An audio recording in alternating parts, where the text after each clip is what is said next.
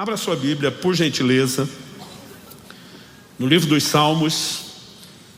E o nosso texto inicial, que vai ser o ponto de partida e vai dar o tom da nossa conversa, da nossa reflexão, é o Salmo 7. Eu quero ler dos versos 8 até o 13. O texto sagrado diz assim, Salmo 7, de 8 a 13. O Senhor julga os povos. Julga-me, Senhor, segundo a minha justiça e segundo a integridade que há em mim. Que cesse a maldade dos ímpios. Fortalece o justo, pois sondas a mente e o coração, ó Deus justo. Deus é o meu escudo. Ele salva os retos de coração. Verso 11. Deus é justo juiz. Deus que sente indignação todos os dias. Vou fazer uma pausa e pedir para você repetir comigo. Diga comigo, Deus é justo juiz. Gente, quando vocês falam forte na primeira, eu não sei o que fazer, porque eu fico esperando para pedir e repetir a segunda vez. E vocês me surpreenderam hoje. Então, só para eu conseguir imaginar o que é que eu faço agora, vamos falar de novo. Deus é justo juiz. Deus é justo juiz. Melhorou. Se continuar insistindo, vocês vão gritar. Ótimo.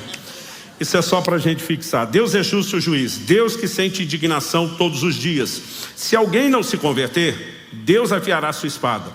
Já armou e deixou pronto seu arco. Para ele já preparou armas mortais. Fez as suas setas inflamadas. Eis que o ímpio está com dores de iniquidade. Concebeu a maldade e dá luz à mentira. Abre e aprofunda uma cova e cai nesse mesmo poço que faz. A sua maldade recai sobre a cabeça e sobre o próprio crânio desce a sua violência.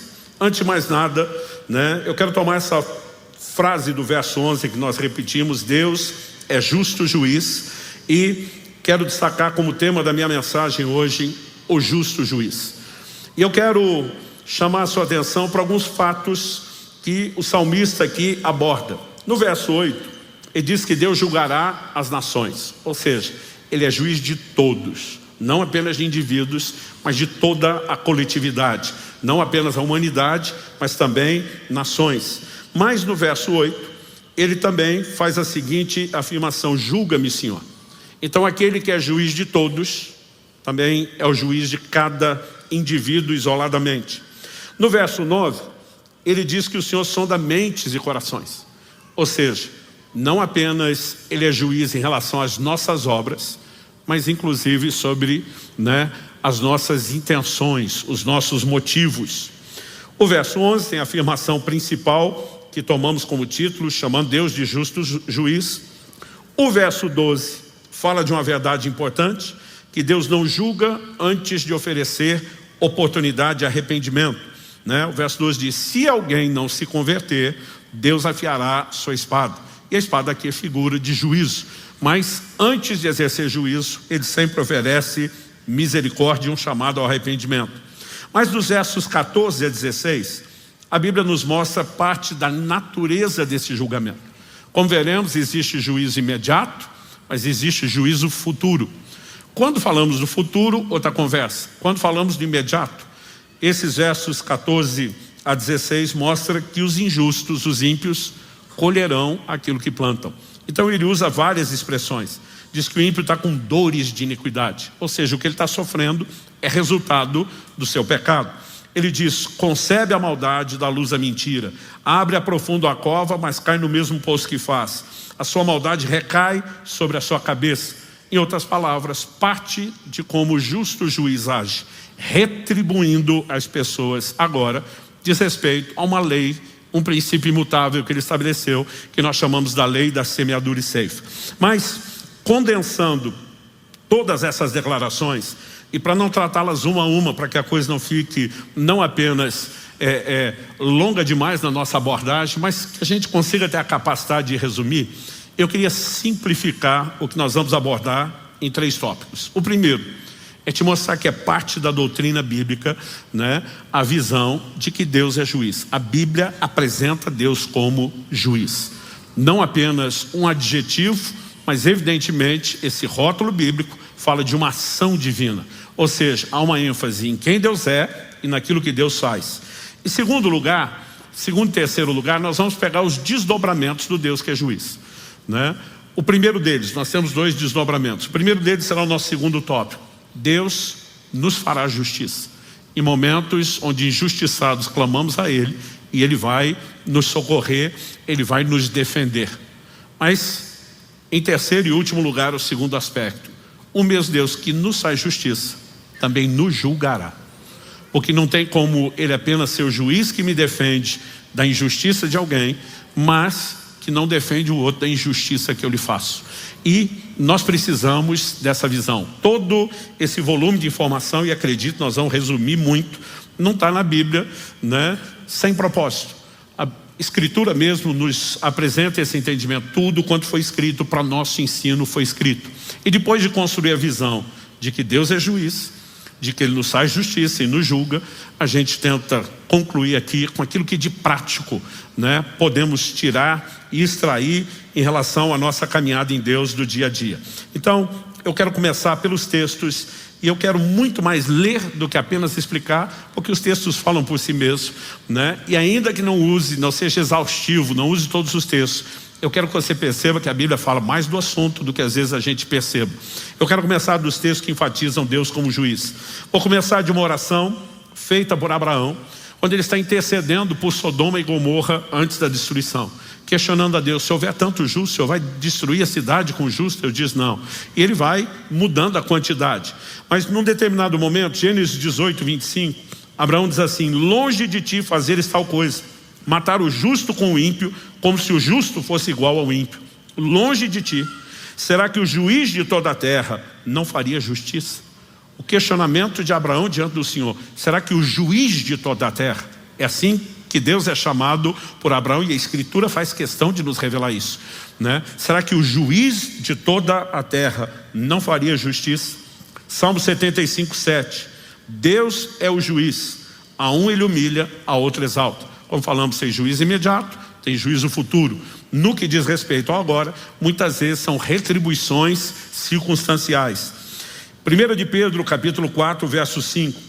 O apóstolo, falando acerca dos ímpios, diz: terão de prestar contas aquele que é competente para julgar vivos e mortos. De novo a ideia de julgar vivos e mortos, né? A ênfase bíblica é que mesmo quem morreu, né, não deixou de existir. Então, quando Jesus vai defender a ideia, o conceito de ressurreição, em vez de fim de existência, ele diz que quando Deus se revela, ele diz: eu sou o Deus de Abraão, de Isaac e Jacó. Ele diz: Deus não é Deus de mortos, mas de vivos. Então, para Deus, mesmo os que já passaram dessa vida, seguem vivos. Então, o rótulo, Deus vai julgar vivos e mortos, está dizendo gente que ainda está aqui, gente que já foi. Porque tem juízo que é agora, e tem juízo que se manifestará depois. Hebreus capítulo 12, verso 23. Vocês chegaram a Deus, o juiz de todos. Essa ênfase, né, também aparece muito. Deus vai julgar a todos, não há exceção. Tiago capítulo 4, verso 12, né? Um só é legislador e juiz, aquele que pode salvar e fazer perecer. Mas quem é você para julgar o seu próximo?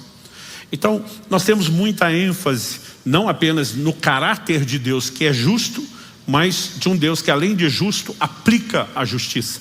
Então, quando a Bíblia fala dele como juiz, não é apenas ele sendo justo, mas é ele fazendo justiça. Agora, algo que normalmente a gente não presta atenção, eu em toda a minha caminhada cristã de décadas, não vi muita gente falar sobre isso, é que a Bíblia também apresenta Jesus como juiz, né? E isso é importante ser destacado, principalmente numa época onde as pessoas estão tentando sugerir uma pregação de uma graça distorcida, né? Onde Deus era severo, impaciente no Antigo Testamento, mas que ele se converteu. E depois que Jesus veio revelar a graça, agora ele é bonzinho, não julga mais ninguém. Quando a Bíblia apresenta Cristo, que é a expressão, a revelação da graça, vem no tempo específico como juiz, não dá para negar que a graça não anula o juízo divino. Em Atos, no capítulo 10, verso 42, o apóstolo Pedro, pregando na casa de Cornélio, afirmou acerca de Cristo: Jesus nos mandou pregar ao povo e testemunhar que ele quem? O Jesus que nos mandou pregar. Ele foi constituído por Deus como juiz de vivos e de mortos. De novo a ideia, juiz de vivos e de mortos.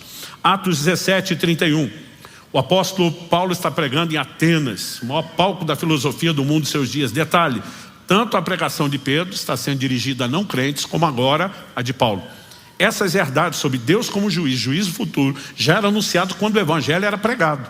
Hoje em dia a gente não ouve isso, nem quando o evangelho nos é exposto e nem depois da gente abraçar a fé. Mas Atos 17:31, porque Deus estabeleceu um dia em que julgará o mundo com justiça, por meio de um homem que escolheu. Quem é esse homem? E deu certeza disso a todos, ressuscitando dentre os mortos. A ênfase está em Jesus. O próprio Cristo declarou, João capítulo 5, versos 26 e 27. Porque assim como o Pai tem vida em si mesmo, também concedeu ao Filho ter vida em si mesmo. E lhe deu autoridade para julgar, porque é filho do homem. Em Romanos, no capítulo 2, verso 16, Paulo falando sobre o seu evangelho, o evangelho que ele pregava, não que o evangelho fosse dele, ele diz assim, no dia em que Deus, por meio de Cristo Jesus, julgue os segredos das pessoas de acordo com o meu evangelho. Interessante ele dizer que Deus não vai julgar só obras, não só intenções, mas ele diz, os segredos das pessoas serão julgadas, ou seja, nada que é segredo será segredo permanentemente. 2 Timóteo capítulo 4, versos 1 e 2. Diante de Deus e de Cristo Jesus, que há de julgar vivos e mortos, pela sua manifestação e pelo seu reino, peço a você com insistência, pregue a palavra, insta, quer seja oportuno, quer não, corrija, repreenda, exorte com toda a paciência e doutrina. Mais adiante Paulo vai dizer ao seu discípulo, pregue a tempo e fora de tempo. Por que tem que pregar a tempo e fora de tempo? Por que tem que instar, exortar, corrigir, né? Exortar as pessoas com paciência? Porque elas precisam saber que haverá um juízo, né? E ele está dizendo, diante de Deus, de Cristo Jesus, que há de julgar vivos e mortos. Pregue a palavra, proclame essa verdade. Então, nós precisamos reconhecer esse elemento ligado não apenas ao atributo de Deus, de um ser justo, né? Mas de como ele vai aplicar a sua justiça. Ele julgará cada ser humano. Dito isso, nós precisamos distinguir que dentro de Deus exercendo o seu juízo, aplicando a sua justiça, há dois aspectos distintos e esses serão os meus dois próximos tópicos. Em primeiro lugar, ele vai julgar quem nos faz mal, ou seja, Deus nos fará justiça. Mas, em segundo lugar, o segundo aspecto, serão o segundo e o terceiro tópico, ele também nos julgará por aquilo que fazemos. Então, eu quero começar falando a respeito de Deus que nos fará justiça. No Evangelho de Lucas, no capítulo 18, Jesus conta a partir do verso 1, o que nós passamos a denominar de a parábola, né, ou alegoria do juiz iníquo. Depois de falar de um juiz que acaba atendendo uma mulher pela sua insistência, mas não porque ele tivesse nenhum padrão de justiça, ele é chamado de iníquo, mas só para se livrar do incômodo, né? Jesus que está fazendo não uma comparação, mas um contraste com Deus que é justo, diferente do juiz que é ímpio. Ele diz assim, Lucas 18, verso 7, o início do 8. Será que Deus não fará justiça aos seus escolhidos, que a Ele clamam dia e noite, embora pareça demorado em defendê-los? Digo a vocês que depressa lhes fará justiça. Então aqui Jesus está falando de Deus fazer justiça aos escolhidos que clamam a Ele noite e dia. Clamam pelo quê? Não está falando que fazem orações aleatórias e Deus faz justiça. Está falando de gente que clama por justiça. Esse é o paralelo da parábola, né? A viúva vai apresentar a sua causa e diz, olha, preciso de alguém que me defenda de uma injustiça que está sendo feita. E a Bíblia está dizendo que Deus fará justiça. Às vezes pode parecer para o meu e o seu timing, para a nossa ansiedade, que ele está parecendo demorado. Mas Jesus diz, pode parecer demorado, mas na perspectiva de Deus, Ele faz justiça depressa. Às vezes eu e você nem estamos percebendo o que Deus está fazendo ou construindo, mas Ele está sempre agindo. E o próprio Jesus nos apresenta esse conceito, né, de que temos um Deus que nos faz justiça. Quando você olha para a história de Davi, evidente que Deus havia rejeitado Saul, a quem ele estabeleceu como rei sobre Israel, por conta do pecado, da rebeldia, da desobediência de Saul. Deus anuncia que iria substituí-lo, e Saul começa a encher de ciúmes em relação ao escolhido de Deus que tomaria o seu lugar, que era Davi. Ele começa a perseguir Davi, tentando matá-lo. Davi nunca fez nada, nenhum tipo de mal a Saul, não fez nada para merecer aquilo, mas por conta do ciúme, da inveja de Saul. Agora a vida dele está em risco, ele está fugindo. Ao momento que os dois se encontram, haviam tentado convencer Davi de matar Saul, e diz: de modo nenhum eu vou tocar no ungido do Senhor, isso é problema de Deus, quem resolve isso é Deus. E olha o que ele fala para o próprio Saul. 1 Samuel 24:15, que o Senhor Deus seja o meu juiz e julgue entre nós dois, que ele examine e defenda a minha causa, me faça justiça e me livre das mãos do rei. Davi aqui está expressando a fé no entendimento de quem Deus é. Ele me fará justiça, ele será juiz entre eu e você, ele vai me livrar das suas mãos. Eu não preciso me defender, eu sequer preciso lhe atacar, eu sei quem é o justo juiz. E várias vezes nós temos esse tipo de relato incluído na Escritura, não de forma aleatória, mas intencional, para que a gente tenha um entendimento, né? O entendimento de quem Deus é e que aquilo que ele faz é uma extensão daquilo que ele é. O profeta Jeremias, que para anunciar, né, e condenar o pecado do povo, para proclamar as consequências que viriam, agora está sendo ameaçado de morte pelos líderes, pelos governantes, pelos religiosos dos seus dias. No livro de Jeremias, em Jeremias capítulo 11, verso 20, ele diz assim: mas ó Senhor dos exércitos, justo juiz, que provas o mais íntimo do coração, permite que eu veja a tua vingança contra eles, pois te confiei a minha causa. Né? Basicamente ele está dizendo: eu espero que o Senhor expresse aquilo que o Senhor é e sabe fazer bem, né? Que o Senhor vá para cima deles e defenda a minha causa, né? Isso não significa que a gente vai carregar nenhum espírito vingativo, daqui a pouco vou falar um pouco, né, mais sobre isso, mas fala de uma atitude de confiar num Deus que é justo a ponto de defender a nossa causa quando nós estamos sendo injustiçados. Quem está entendendo, diga amém. Agora, a orientação bíblica é clara. Esse Deus que é o justo juiz, que quer aplicar a sua justiça divina, ele também nos orienta a não atrapalhá-lo no processo.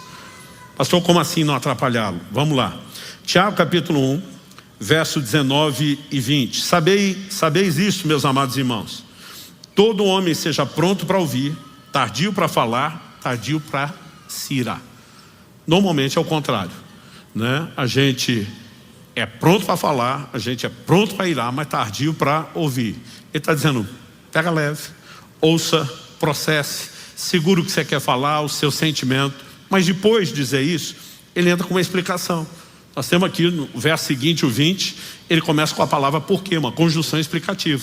É o elo de ligação entre o raciocínio que está sendo construído e a explicação que vem depois. Verso 20, né, de Tiago 1, ele diz: porque a ira do homem não opera a justiça de Deus. Basicamente ele está dizendo: se você se irar e quiser resolver as coisas, você está excluindo o justo juiz do processo.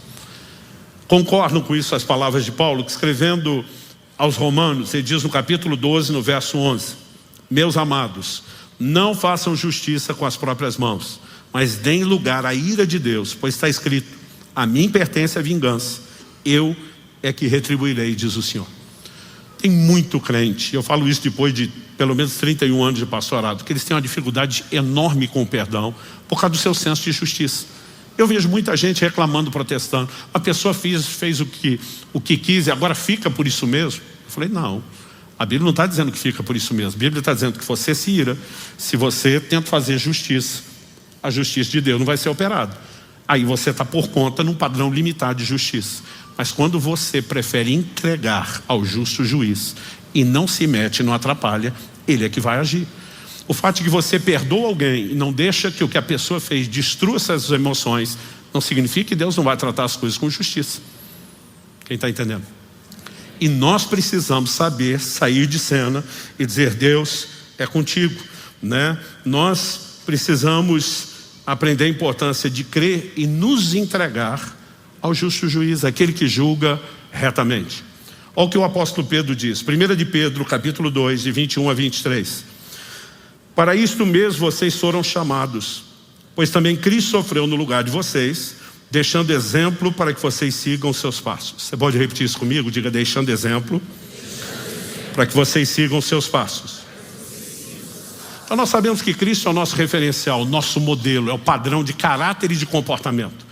O cerne do Evangelho nos remete exatamente a isso. 1 de João, né, capítulo 2, verso 6, quem diz estar nele deve andar como ele andou. Filipenses 2,5, tende em vós o mesmo sentimento que houve também em Cristo Jesus. 1 Coríntios 11:1, sede meus imitadores, Paulo diz, como eu sou de Cristo. Cristo é o padrão, é o modelo. E aqui o apóstolo Pedro está nos orientando, né, e dizendo que ele deixou o exemplo para a gente seguir os seus passos. Que exemplo ele está falando aqui? Ele diz, vocês foram chamados, porque também Cristo sofreu. Ele está falando de exemplo de sofrimento. Agora, que sofrimento? Ele está falando do sofrimento da cruz para a redenção dos pecados dos outros? Não, isso eu e você não podemos fazer. Não tem chance da gente ir para uma cruz como ele foi para querer expiar os outros. Então, que sofrimento é esse? Os versos seguintes explicam. Vamos lá, 22. Ele não cometeu pecado. Nós sabemos que em momento nenhum Cristo pecou. Mas do que ele vai falar agora? Diz assim, nem foi encontrado engano em sua boca. Outra versão diz dolo. Como assim pecado na boca? Verso 23. Pois ele, quando insultado, não revidava com insultos. Quando maltratado, não fazia ameaças, mas se entregava àquele que julga retamente. É nisso que Cristo está sendo apresentado como modelo. Quando difamado, não retribuía com difamação. Quando maltratado, não retribuía maltratando. Significa por isso, que fica por isso mesmo? Não. Significa que ele dizia, eu não preciso exercer justiça, eu me entrego ao que julga retamente. São verdades que nós precisamos entender, confiar e aprender a viver. Há um tempo atrás, eu estava reunido com um grupo de pastores, amigos próximos, e por conta de uma série de informações, um olha para mim e diz, não vai falar nada? Eu falei, não. Ele olhou para mim e falou, quem cala consente. Eu falei, você vai fazer de um ditado popular algo absoluto que rege sua vida espiritual? Eu falei, eu prefiro ficar com a Escritura. A Bíblia diz que Cristo é o meu modelo, que ele, quando difamado, não retribuía com difamação, que ele não fazia ameaça a ninguém, se entregava ao que julga retamente. Agora eu sou errado por obedecer Jesus, não me defender? De alguma forma nós estamos abraçando padrões que não fazem o menor sentido para quem é regido por esse código de conduta. Daqui a pouco nós também vamos falar do inverso, de que Deus vai nos julgar. Então assim, nós vamos cometer a insanidade de achar que qualquer má intenção, qualquer coisa, qualquer mentira, qualquer prática pode ficar escondida, escapar dos olhos do justo juiz, sem chance. Agora, eu e você somos chamados a entender que nós precisamos dar espaço para ele. E para dar espaço para ele, nós não podemos interferir ou atrapalhar. Quem está entendendo? Isso não significa que nunca, ninguém, jamais possa ter qualquer tipo de defesa. Eu lembro de uma ocasião que alguém falou, mas o senhor já viu Paulo falando, ele mesmo usando essas palavras, a minha defesa diante das pessoas? Eu falei, não só ouvi-lhe isso, eu te digo onde dá. 1 Coríntios, capítulo 9, de 3 a 5, ele diz assim, a minha defesa diante dos que me questionam é essa. Será que nós não temos o direito de comer e beber? Será que não temos o direito de levar conosco uma mulher crente como esposa, como fazem os demais apóstolos, irmãos do Senhor e Cefas, é o termo aramaico para Pedro? Ou será que somente eu e Barnabé não temos o direito de... ou será que somente eu e Barnabé temos de trabalhar para viver? Agora, Paulo está dizendo, minha defesa para com os que me questionam. Gente que chega perto e pede explicação, ele diz, eu posso me explicar. Agora, não preciso ficar retribuindo difamação pública, né? E muito menos acreditar, gente, em tempos modernos. Nós precisamos parar de acreditar que o fórum de discussão das coisas seja internet para tudo que se faz. Nós temos um justo juiz. Se necessário, existem parâmetros de um tribunal humano. E a gente não precisa tornar tudo quanto é causa pública. Eu fico aborrecido de ver o quanto o crente quer ficar discutindo as coisas na internet, de tudo que acontece. E achando que quem não faz é porque está devendo ou escondendo alguma coisa. Os parâmetros bíblicos são outros. E nós precisamos ser regidos por aquilo que a palavra de Deus diz e ensina. Quem está entendendo? Agora, nós temos um momento onde Paulo vai bater o pé em relação a dizer, me tratem com os meus direitos de cidadão romano e não passem por cima disso. Isso também não está na Bíblia à toa. Quando foi que isso aconteceu? Em Atos 16, Paulo está pregando na cidade de Filipos. Ele expulsa um espírito de adivinhação de uma certa mulher, que a Bíblia diz que enquanto debaixo da influência daquele espírito adivinhando dava grande lucro aos seus senhores. Os caras ficam doidos, movimentam os magistrados da cidade, que fazem um julgamento sumário, né? Não apenas vão açoitar Paulo e Silas, mas os prendem sem nenhum tipo de julgamento. Depois chega a notícia para Paulo. Atos 16, vou ler de 36 a 39, diz assim, então o carcereiro comunicou isso a Paulo dizendo, Os magistrados ordenaram que vocês fossem postos em liberdade. Portanto, vocês podem sair, vão em paz. Paulo, porém, lhes disse: sem ter havido processo formal contra nós, nos açoitaram publicamente, nos jogaram na cadeia, sendo nós cidadãos romanos. Querem agora nos mandar embora, sem maior alarde, tipo na surdina, sem retratação. Nada disso. Eu lembro que eu li essas coisas e dizia: tá maluco, Paulo? Vaza, some da prisão, engole seu orgulho, vai embora. A questão não é orgulho. Paulo está mexendo em questões de justiça. A Bíblia diz: nada disso, pelo contrário, que eles venham e pessoalmente nos põem em liberdade, tipo, vão se retratar. Os oficiais de justiça comunicaram isso aos magistrados. Quando eles souberam que Paulo e Silas eram cidadãos romanos, ficaram com medo. Porque a hora que pensaram, deu ruim, e o que nós fizemos será exposto. O texto diz: então foram até eles e pediram desculpas, né? Há momentos e situações onde você vai ver o apóstolo Paulo batendo o pé e dizer: me trate nos padrões da lei. Por quê? Não diz respeito somente a eu e você. Certos comportamentos vão gerando jurisprudência na sociedade. Então, sem ter esse absolutismo de que nunca ninguém jamais possa se defender, né?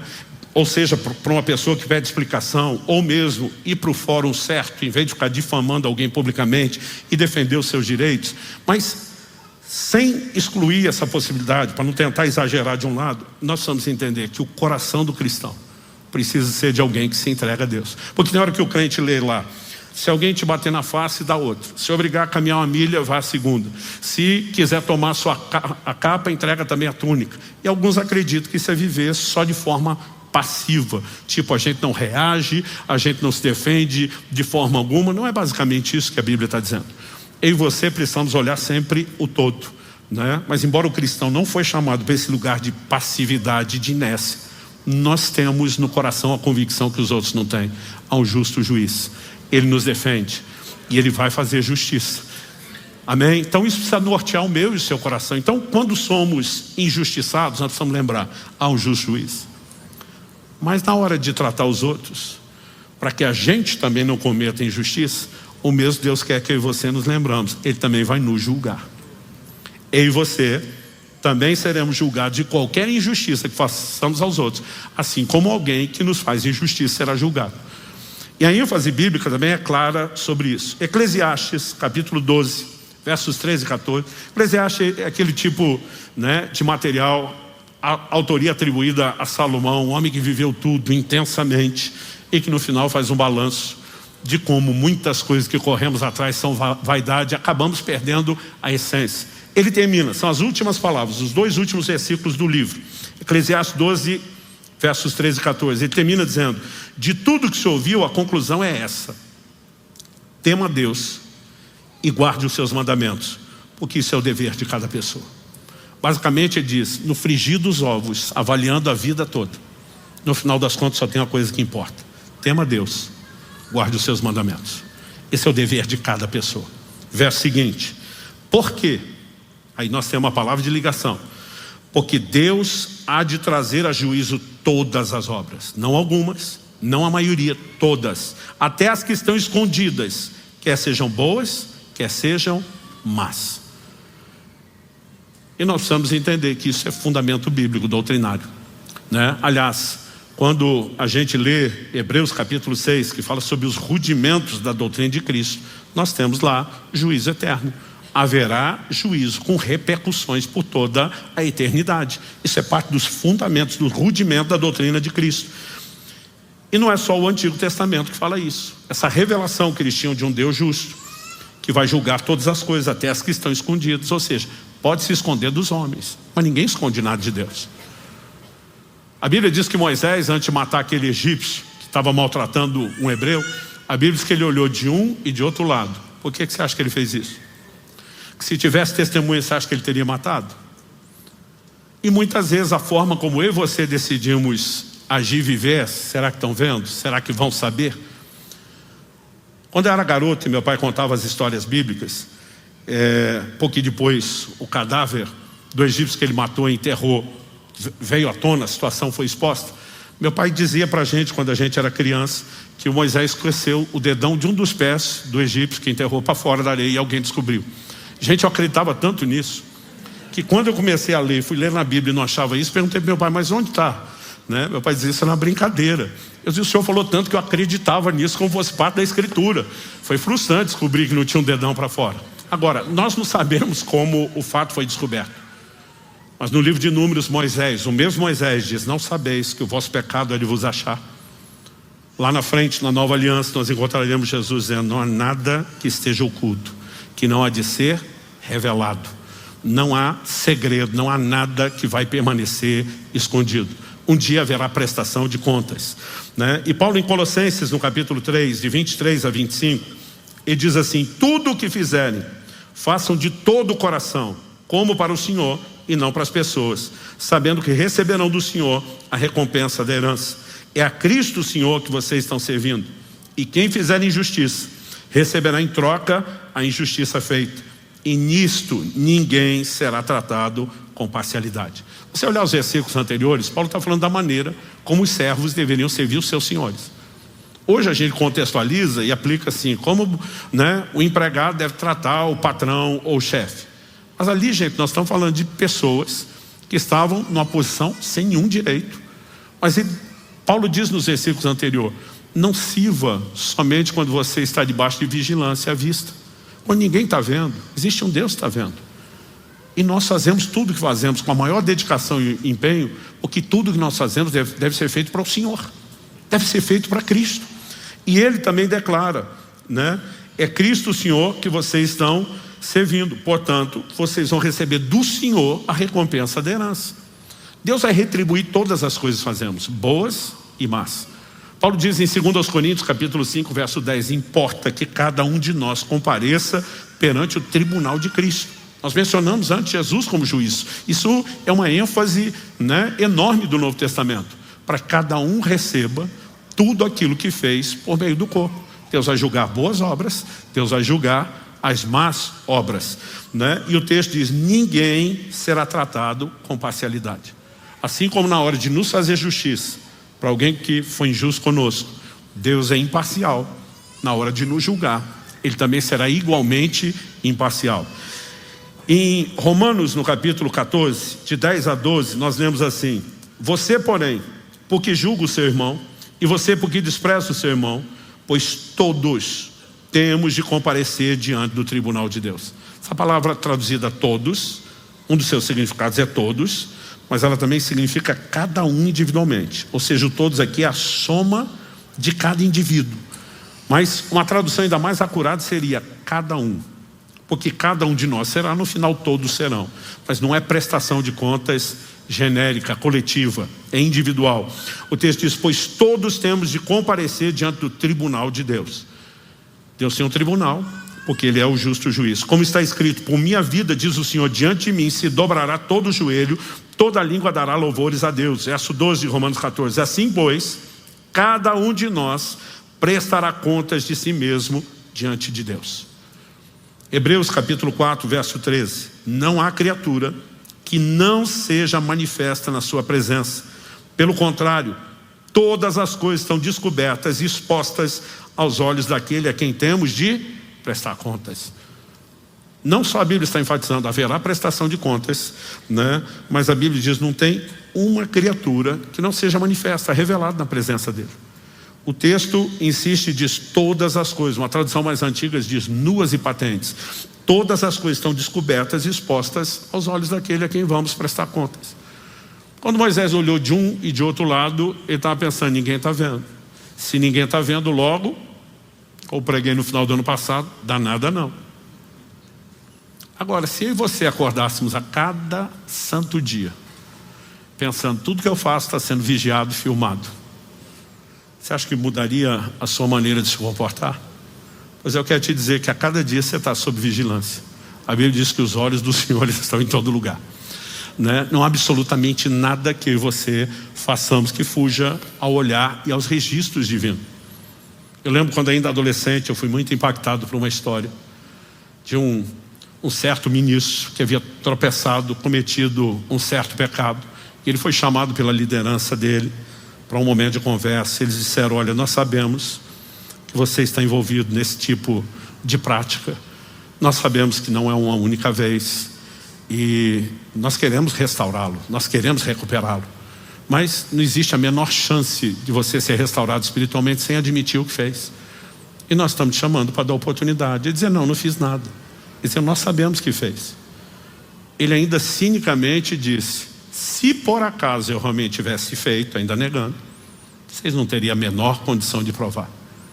E quando ele disse isso, um dos líderes presidia a reunião e falou, é aí que você se engana. E eu imagino a cena dramática que foi aquilo. Alguém entra na sala de reunião com um rackzinho desses com roda móvel, que tinha uma televisão, na época a televisão era grande e pesada de tubo. Tinha uma televisão, um aparelho, né, de videocassete.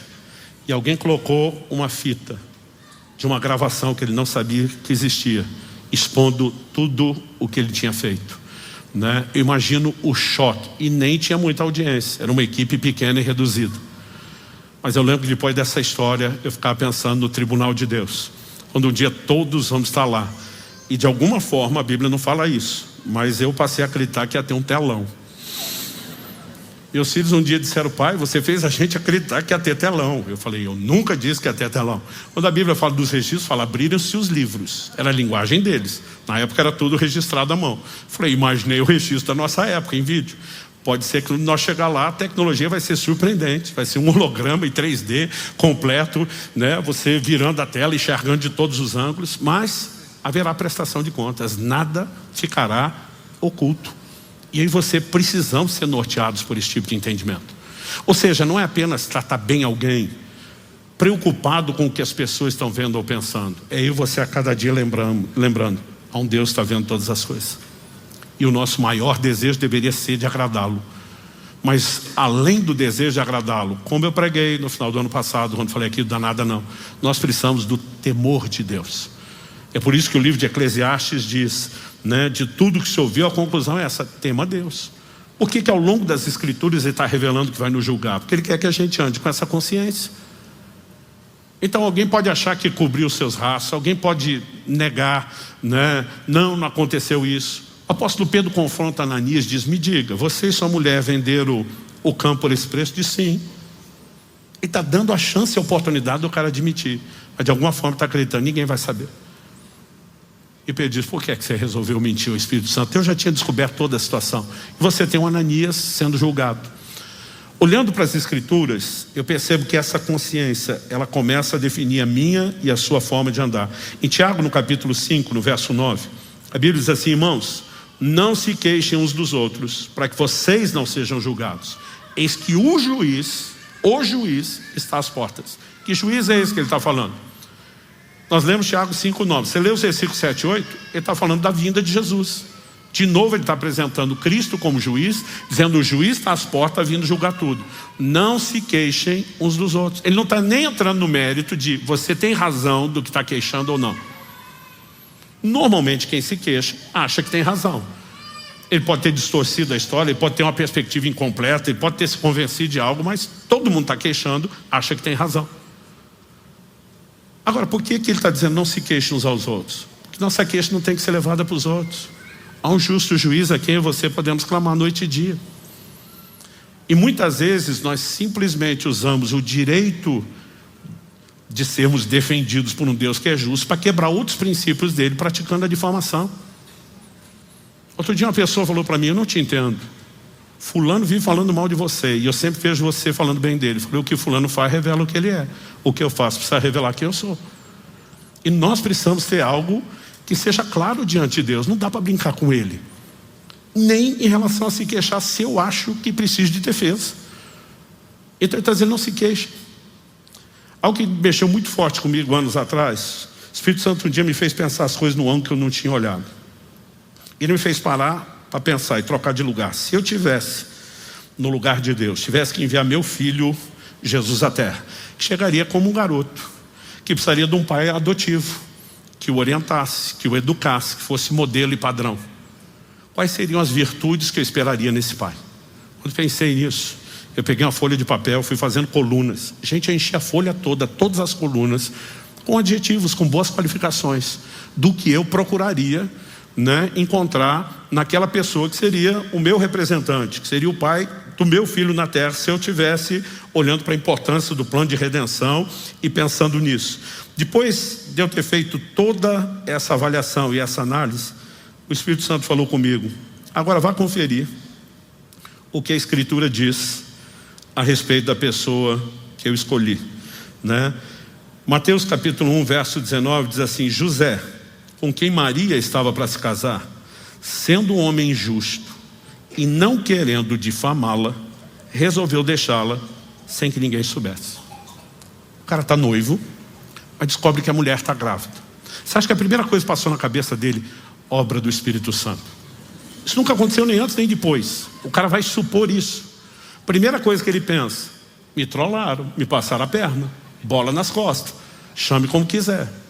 Agora, pela lei de Moisés, se ele expõe e diz: a mulher está grávida e eu não sou o pai, porque nem poderia ser pai, nós nem casamos, Maria poderia ser executada, apedrejada em público. A Bíblia diz que ele resolve deixá-la secretamente. Não vou expor a maldade que eu acho que ela fez. Por que ele agiu assim? A Bíblia diz porque era um homem justo. Deus me disse: essa é a minha lista para o homem que eu escolhi. Uma das coisas que Deus mais valorizou, talvez esteja entre as que nós menos valorizamos, porque a gente gosta de ter a linguinha bifurcada, de destilar o veneno no canto da boca e fritar todo mundo, principalmente se a gente achar que foi injustiçado. Esse homem mesmo se sentindo assim, diz: alguém que julga retamente. Eu preciso manter um coração alinhado com o justo juiz. Quem está entendendo? Isso é evangelho, gente. E nós precisamos entender e praticar esse tipo de coisa. E à medida que a gente vai compreendendo essa visão de Deus como justo juiz, né, nós precisamos, só quero falar uma última coisa aqui, entender o que falei várias vezes desde o início. Tem juízo imediato e tem juízo futuro. Em 1 Timóteo capítulo 5, versos 24 e 25, o apóstolo diz assim: os pecados de alguns são notórios, mesmo antes do juízo. Está falando de um juízo final. Mas os de outros só se manifestam mais tarde. Do mesmo modo também as boas obras se evidenciam. E aquelas que ainda não são evidentes, ainda não são manifestas, não poderão ficar escondidas. Então não é só coisa ruim que não vai ficar escondida. Toda boa obra que foi feita em segredo, onde as pessoas agiram de maneira que uma mão não saiba o que a outra está fazendo e não fizeram publicidade, também não vai ficar em segredo, porque Deus vai julgar todas as coisas. Só que a Bíblia diz: os pecados de alguns, né, isso é claro, de alguns, não de todos, são notórios mesmo antes do juízo. De alguma forma, Deus tem motivos, e honestamente eu não sei quais são os seus critérios, para expor algumas situações antes. E Deus tem motivos, eu não sei quais são os seus critérios, mas seu caráter justo é inquestionável para tratar algumas coisas depois. Então, quer seja agora, quer depois, Ele fará justiça e isso basta. Mas eu também preciso lembrar que isso não inclui apenas quem resolve fazer algo contra mim. Isso inclui a mim, inclui cada um de nós. Então, como deveria ser a minha e a sua forma de viver? Por que nós precisamos entender Deus como justo juiz? Antes de Eclesiastes apresentar que Deus vai julgar todas as coisas, não vai ficar nada escondido, ele diz: tema a Deus. Entender Deus como justo juiz deveria produzir no meu e no seu coração temor. Falamos recentemente isso aqui, que o temor do Senhor, né, nos guarda de pecar e de praticar o mal. Curioso é que você vai observando ao longo dos textos bíblicos que essa mentalidade se traduz nesse comportamento prático. Gênesis 39:9, quando a mulher de Potifar, já dei esse exemplo aqui antes, está assediando José. O posicionamento de José para rejeitar a mulher não é: dona, me desculpe, só não faz meu tipo. Qual foi a resposta dele? Como cometeria eu tamanha maldade contra Deus? Ele está dizendo: a aventura que a senhora está propondo não justifica cuspir na cara de Deus. Eu temo a Deus. A injustiça não é só contra o seu marido que a senhora está querendo passar a perna. Isso seria uma injustiça contra Deus, contra os padrões de Deus. O Deus que me abençoou, que me chamou, que me escolheu, que tem me guardado. Por que eu faria isso contra Ele? Agora, a consciência de só está garantindo que nós dois vamos aprontar algo aqui e ninguém está sabendo, está esquecendo de algo. Existem os olhos de alguém. Eu não temo apenas pela vigilância fazer algo errado. Eu quero agradá-lo, eu quero honrá-lo, mas eu também não sou louco de brincar com ele. Porque Gálatas capítulo 6, versos 7 e 8, como a gente apontou na mensagem anterior aqui, diz: de Deus não se zomba. Tudo que o homem semear, isso também se fará. Então assim, quando nós somos regidos por esse tipo de entendimento, a gente vai ser louco de brincar com Deus? A gente vai ser louco de achar, né, que podemos encobrir pecado, más intenções e que no final está tudo bem? Não tem jeito de terminar bem. A única forma de diminuir essas consequências é quando existe arrependimento, conserto, porque Deus sempre começa primeiro oferecendo arrependimento.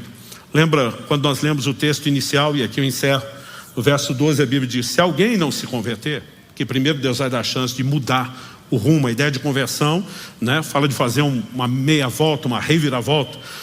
Se alguém não se converter, Deus afiará a sua espada. Já armou e deixou pronto o seu arco. Para ele já preparou armas mortais, 6 as setas inflamadas. Deus está dizendo: eu estou pronto, ainda estou te dando chance para se converter. Isso vale para o crente e vale para o não crente. Vamos começar pelo não crente. Aqueles que talvez possam estar no auditório ou nos assistindo e ainda não entregaram sua vida a Jesus. O livro de Tiago diz que a misericórdia triunfa do juízo.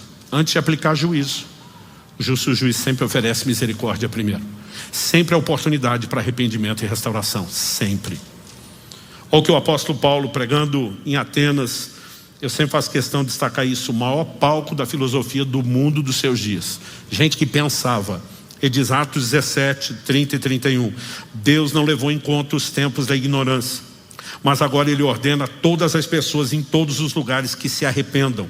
Porque Deus estabeleceu um dia que julgará o mundo com justiça, por meio de um homem que escolheu, e deu certeza disso a todos, ressuscitando dentre os mortos. Antes de apresentar Jesus como juiz, Ele diz, Deus não leva em conta os tempos da ignorância.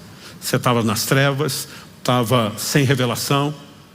Isso não significa que o pecado cometido na ignorância não foi pecado. Ele diz, mas manda que agora todas as pessoas em todos os lugares se arrependam. Tem que se arrepender porque foi pecado.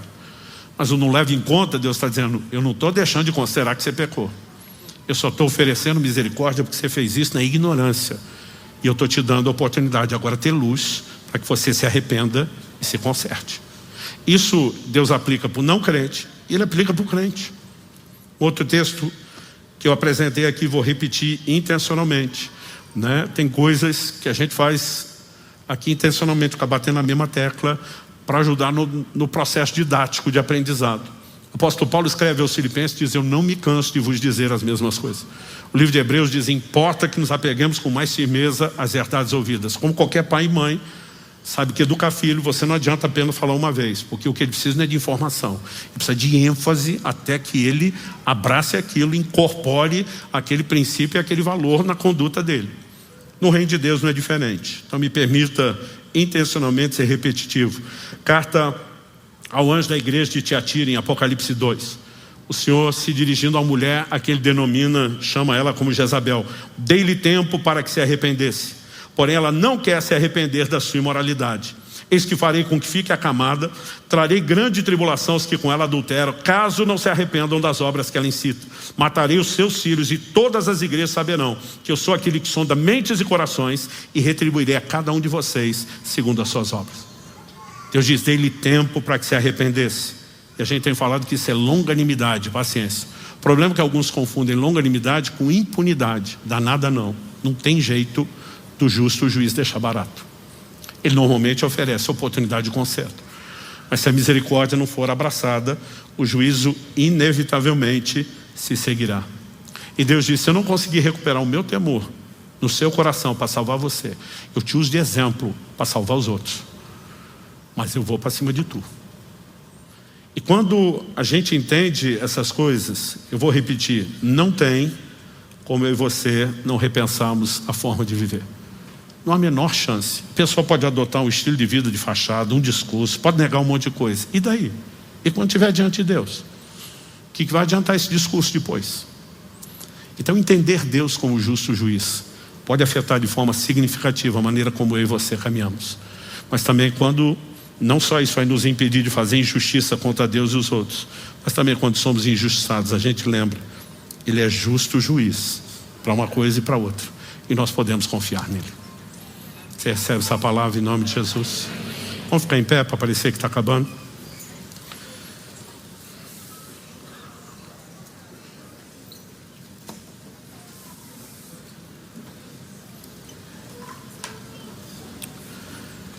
Meu Deus, eu oro com cada um dos meus irmãos e irmãs que se encontram nesse local de culto, com aqueles que nos acompanham pela transmissão da internet ou mesmo por meio de uma gravação posterior. Eu oro que o Teu Espírito traga aplicação personalizada da Tua palavra ao coração de cada um. Sabemos que o propósito da instrução da Tua palavra não é trazer condenação, ainda que às vezes precisamos de correção. Sabemos que o Senhor, mesmo por meio dessa orientação, está nos oferecendo misericórdia, não só um chamado a arrependimento em áreas onde tropeçamos, mas prevenindo para que o erro, com a ajuda de Deus, com seus recursos, como a própria graça, o auxílio do Espírito Santo, para que nós possamos evitar o tropeço. E Pai, nós oramos que o temor do Senhor encontre lugar nos nossos corações, que possamos entender com clareza que no final das contas o que realmente importa é isso: temer a Deus e guardar seus mandamentos, porque o justo juiz há de trazer juízo sobre todas as obras, até as que estão escondidas. Nós oramos que essa clareza de entendimento, ela seja não apenas uma compreensão intelectual, ela se torne uma revelação, que nos marque como marcou a vida de José, que também se distanciou do mal e do pecado por essa consciência. Nós oramos que a Tua boa palavra opere em nós, de acordo com a necessidade de cada um, com aquela aplicação prática que só o Senhor pode produzir, mas que ela cumpra o propósito para o qual tem sido enviado. Que aquilo que ouvimos não nos seja roubado, como o Senhor falou na parábola do semeador, pelas aves do céu. Nós oramos que essa semente encontre lugar de compreensão e dessa forma não apenas germine, mas frutifique para a glória de Deus. Nós oramos em nome de Jesus. Amém. Filipenses capítulo 3, versículos 7 e 8. De vez em quando algumas pessoas me perguntam: pastor, o senhor tem mensagens que dá para chamar assim de prediletas? Eu falei no plural sim, porque é difícil escolher. Mas certamente o que eu quero compartilhar com vocês hoje, e a primeira e última vez falei disso foi há 7 anos atrás aqui, é um dos assuntos que mais impactou e marcou a minha vida.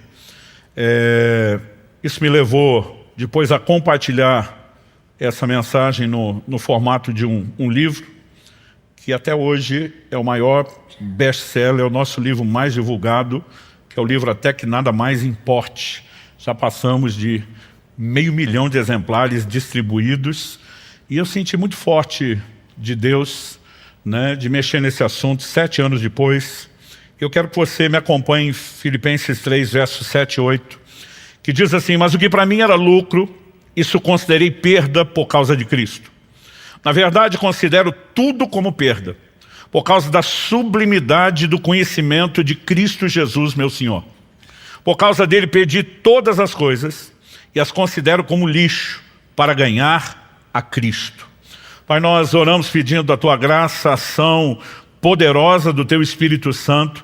Oramos que a Tua palavra fale e cale em nossos corações, não apenas na mente, não apenas na razão, mas nós oramos, ó Deus, que o Senhor também encontre em nós espaço, vulnerabilidade, para que, somada à obra poderosa do Teu Espírito, a palavra encontre lugar de frutificação na vida de cada um de nós.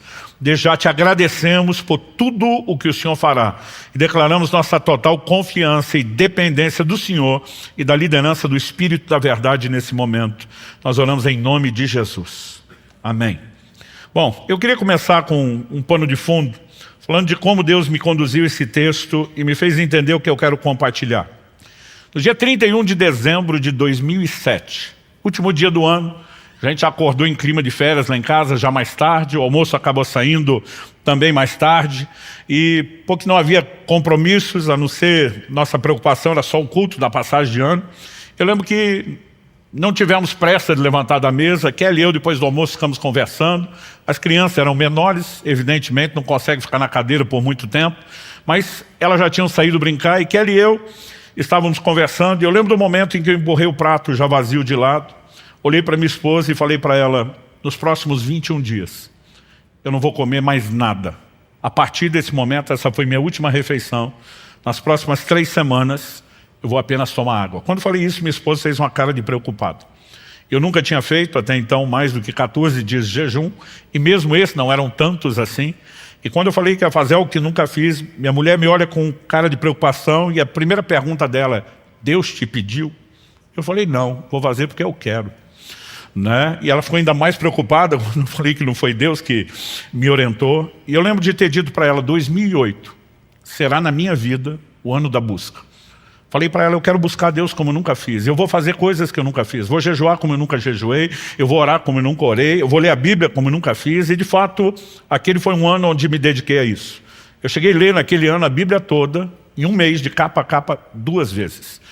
Eu realmente comecei a me dedicar em buscar o Senhor como eu nunca tinha feito. E as primeiras 3 semanas do ano foram o jejum, tudo correu muito bem.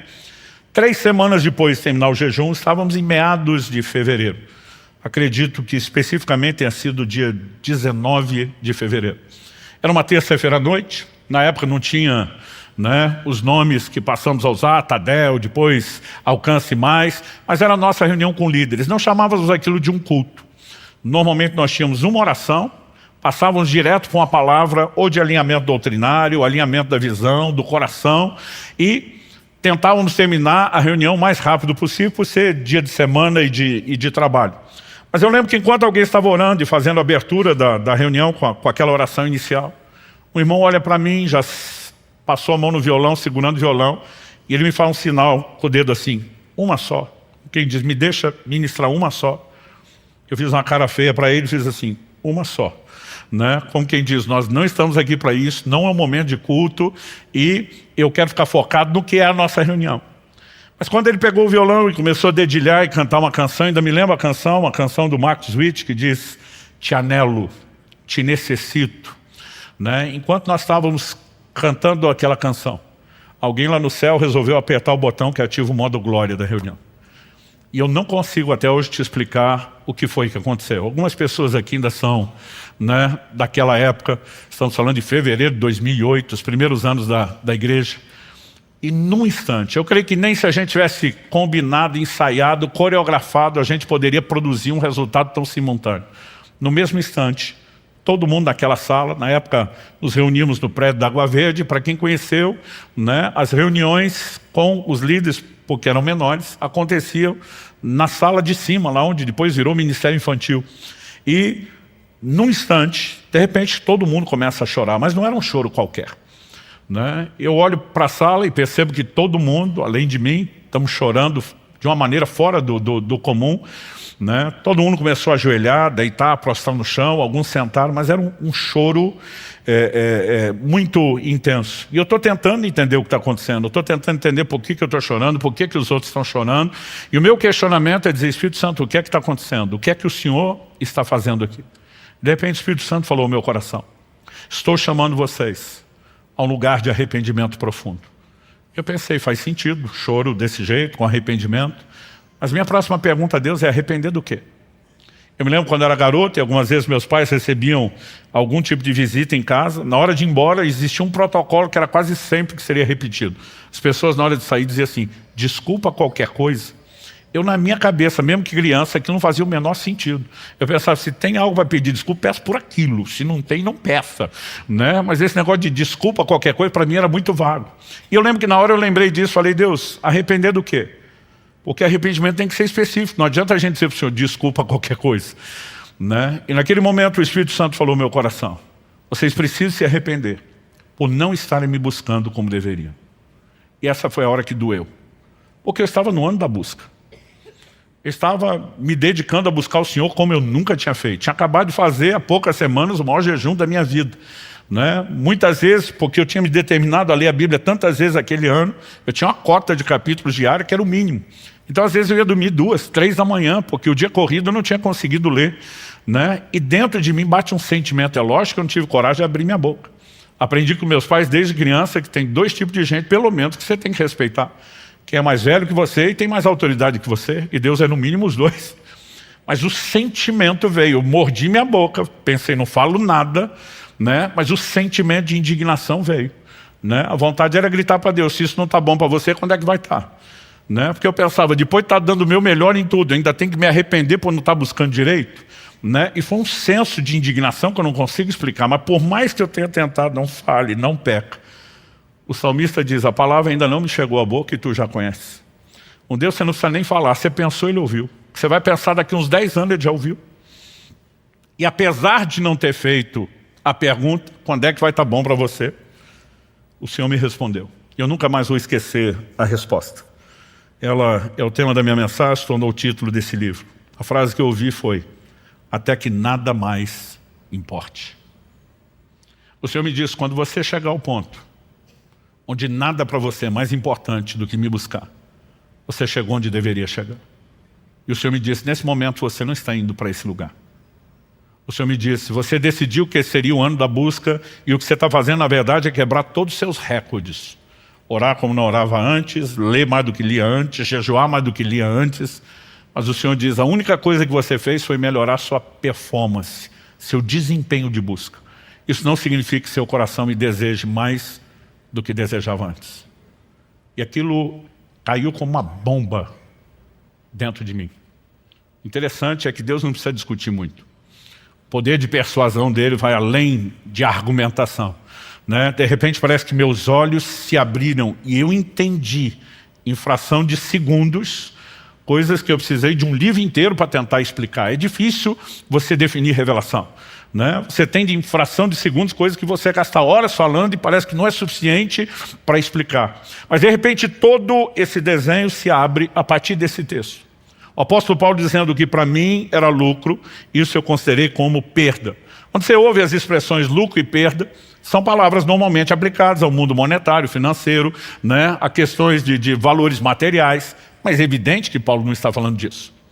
Então quando Paulo diz o que para mim era lucro, ganho, ele está falando aquilo que para mim era importante, aquilo que tinha valor. Ele está usando um termo que indica percepção de valor ou da falta dele, e não necessariamente algo que estabeleça preço na percepção monetária. E diz o que para mim era importante, o que para mim tinha muito valor, desvalorizou, perdeu a sua importância. E por que perdeu? Porque diz, porque eu descobri algo muito mais valioso, porque eu descobri algo muito mais importante. E essa é a declaração que ele faz, né, no verso 8, por causa da sublimidade do conhecimento de Cristo Jesus, meu Senhor. Essa palavra aqui traduzida na versão que eu estou usando, a Nova Almeida atualizada, sublimidade, ela foi traduzida na NVI como a suprema grandeza do conhecimento. Nas outras traduções bíblicas, a excelência. E toda essa diversidade de traduções são tentativas de explicar uma palavra, que no koineu, grego antigo, original é hiperus. Hiperus fala daquilo que se destaca, daquilo que se eleva, daquilo que se sobressai. Essa palavra, em essência, fala de proeminência. E basicamente eu não creio que Paulo esteja falando da proeminência do conhecimento, mas que ele esteja falando do conhecimento daquele que é proeminente, do conhecimento daquele que se eleva, daquele que se destaca. E quando ele entra no lugar de percepção e entendimento da importância de Cristo, comparado a esse nível de importância, que antes parecia ser importante, perdeu completamente a sua importância, desvalorizou.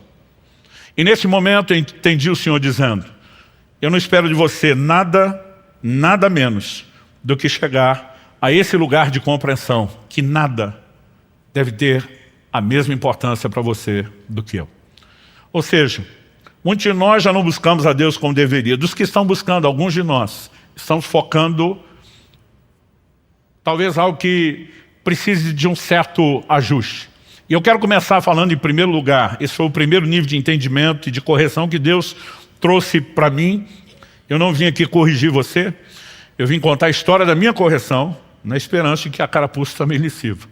Porque não é justo a gente apanhar sozinho, a gente sempre quer que alguém mais seja incluído na história. Mas Deus me fez ver um contraste entre performance, não usar a palavra performance, leia-se desempenho, entre performance versus paixão.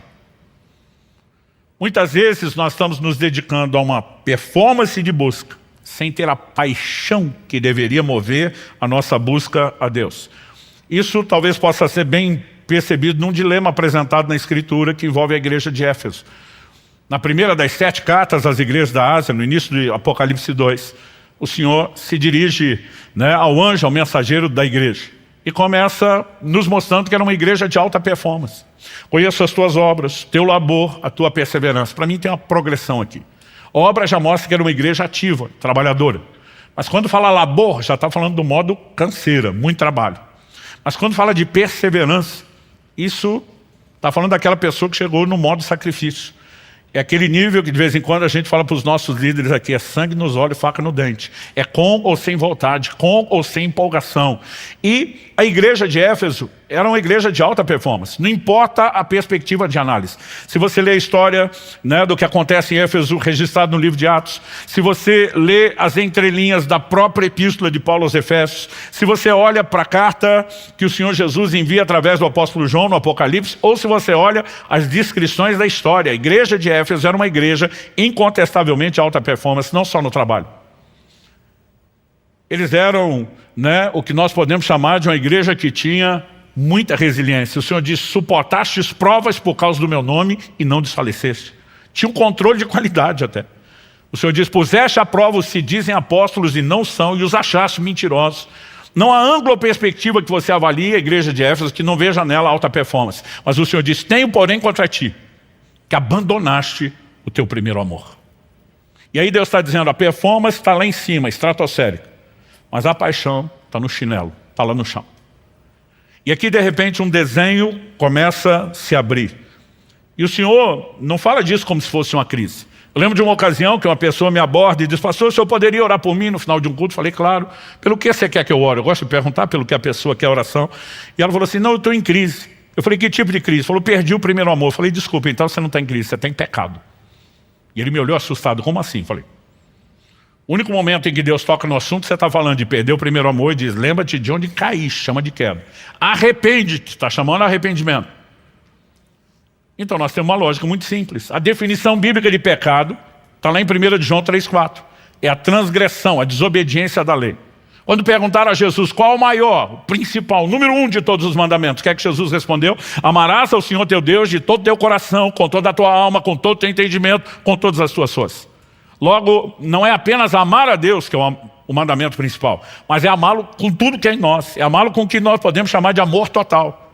Se esse é o maior mandamento e eu não estou cumprindo o maior mandamento, é evidente que eu não estou em crise, eu tenho desobediência. E de repente você começa a olhar para essa igreja e o Senhor está dizendo, eu não quero apenas performance, eu quero que vocês cumpram o mandamento. Agora, é importante a gente entender que o mandamento não deveria ser cumprido apenas com senso de obrigação. Então, por exemplo, deixa eu dar um exemplo que ilustre isso. Há uma ordem na Bíblia para todos os maridos. Cada um aqui que é casado e aqueles que estão almejando isso, saibam que é uma ordem incontestável de Deus. Maridos, amem as vossas esposas. Isso significa que eu sou obrigado a amar minha esposa. Isso também nos faz entender que amor não é apenas um sentimento espontâneo, voluntário, mas é uma decisão. Agora, eu fico pensando, esse ano Kelly e eu vamos completar 30 anos de casado. Se cada manhã que eu acordo do lado dela, eu falasse para ela, eu amo você.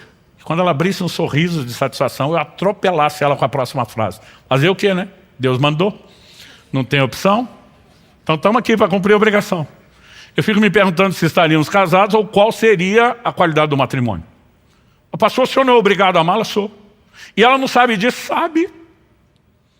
Mas ela espera que eu cumpra o mandamento, não com senso de obrigação, e sim com senso de prazer. De vez em quando, nas nossas conversas, a gente revisita algumas memórias, alguns episódios, coisas que não foram as melhores e tivemos que aprender e crescer com isso, mas coisas que foram muito marcantes. Eu tenho certeza que eu posso dizer isso, que nesses quase 30 anos, um dos momentos assim, existe um score, uma pontuação que o marido tem com a mulher. Para o homem é difícil entender. Você dá um carro para a mulher, vale 1 ponto. Você dá uma flor, vale 1 ponto. Você dá uma bolsa, vale 1 ponto. Né? A gente não entende o sistema de pontuação, mas tem hora que você vê nos olhos da mulher que o score está subindo ou está despencando. Quando nós completamos 10 anos de casados, e nós começamos aos 5 anos de casado, criamos uma convenção entre nós que a comemoração daqueles, a cada 5 anos de casado, tinha que ser algo especial. Que não dá para fazer coisa especial todo ano, mas que a cada 5 anos ia caprichar. A primeira de 5 anos, a gente estava assim, sem muito recurso nem muita fé. Então foi uma coisa bem singela. Mas quando estava chegando perto dos 10, a gente não tinha dinheiro, mas tinha fé. E nós estávamos orando, eu pedindo a Deus algo especial, e eu fui surpreendido por um problema terrível. Tinha uma viagem, né, que nós iríamos fazer juntos, e nessa viagem, eu lembro que eu tinha uma conexão na França, aquele grande aeroporto de Paris, o Charles de Gaulle. E a empresa aérea fez alguma mudança no nosso bilhete e nos notificaram que a gente ia ter que ficar 2 dias esperando em Paris. 2 dias. Era o sonho da minha mulher. E eu lembro que nós aproveitamos, em vez de reclamar e querer brigar por aquilo, sabe, vamos aproveitar que nós ganhamos a viagem que não poderemos fazer, era para ser só uma conexão, e tivemos nosso passeio.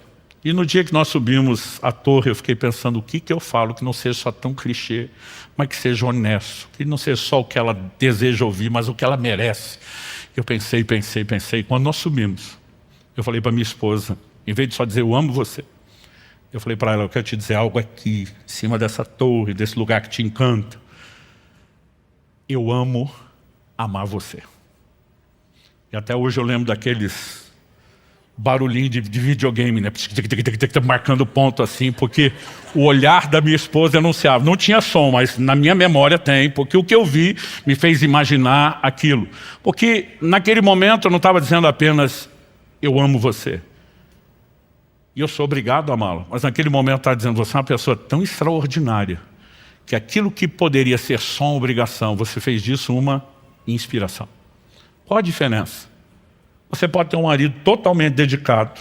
Isso não faz dele alguém interessado na outra pessoa. Pode fazer dele apenas alguém orgulhoso. Você pode olhar para a esposa e dizer, nem você nem Deus pode reclamar que eu não sou um bom marido, fiz o meu melhor. Mas ele está focado só nele. O que lhe interessa no final é o orgulho do desempenho. Não é a valorização da outra pessoa.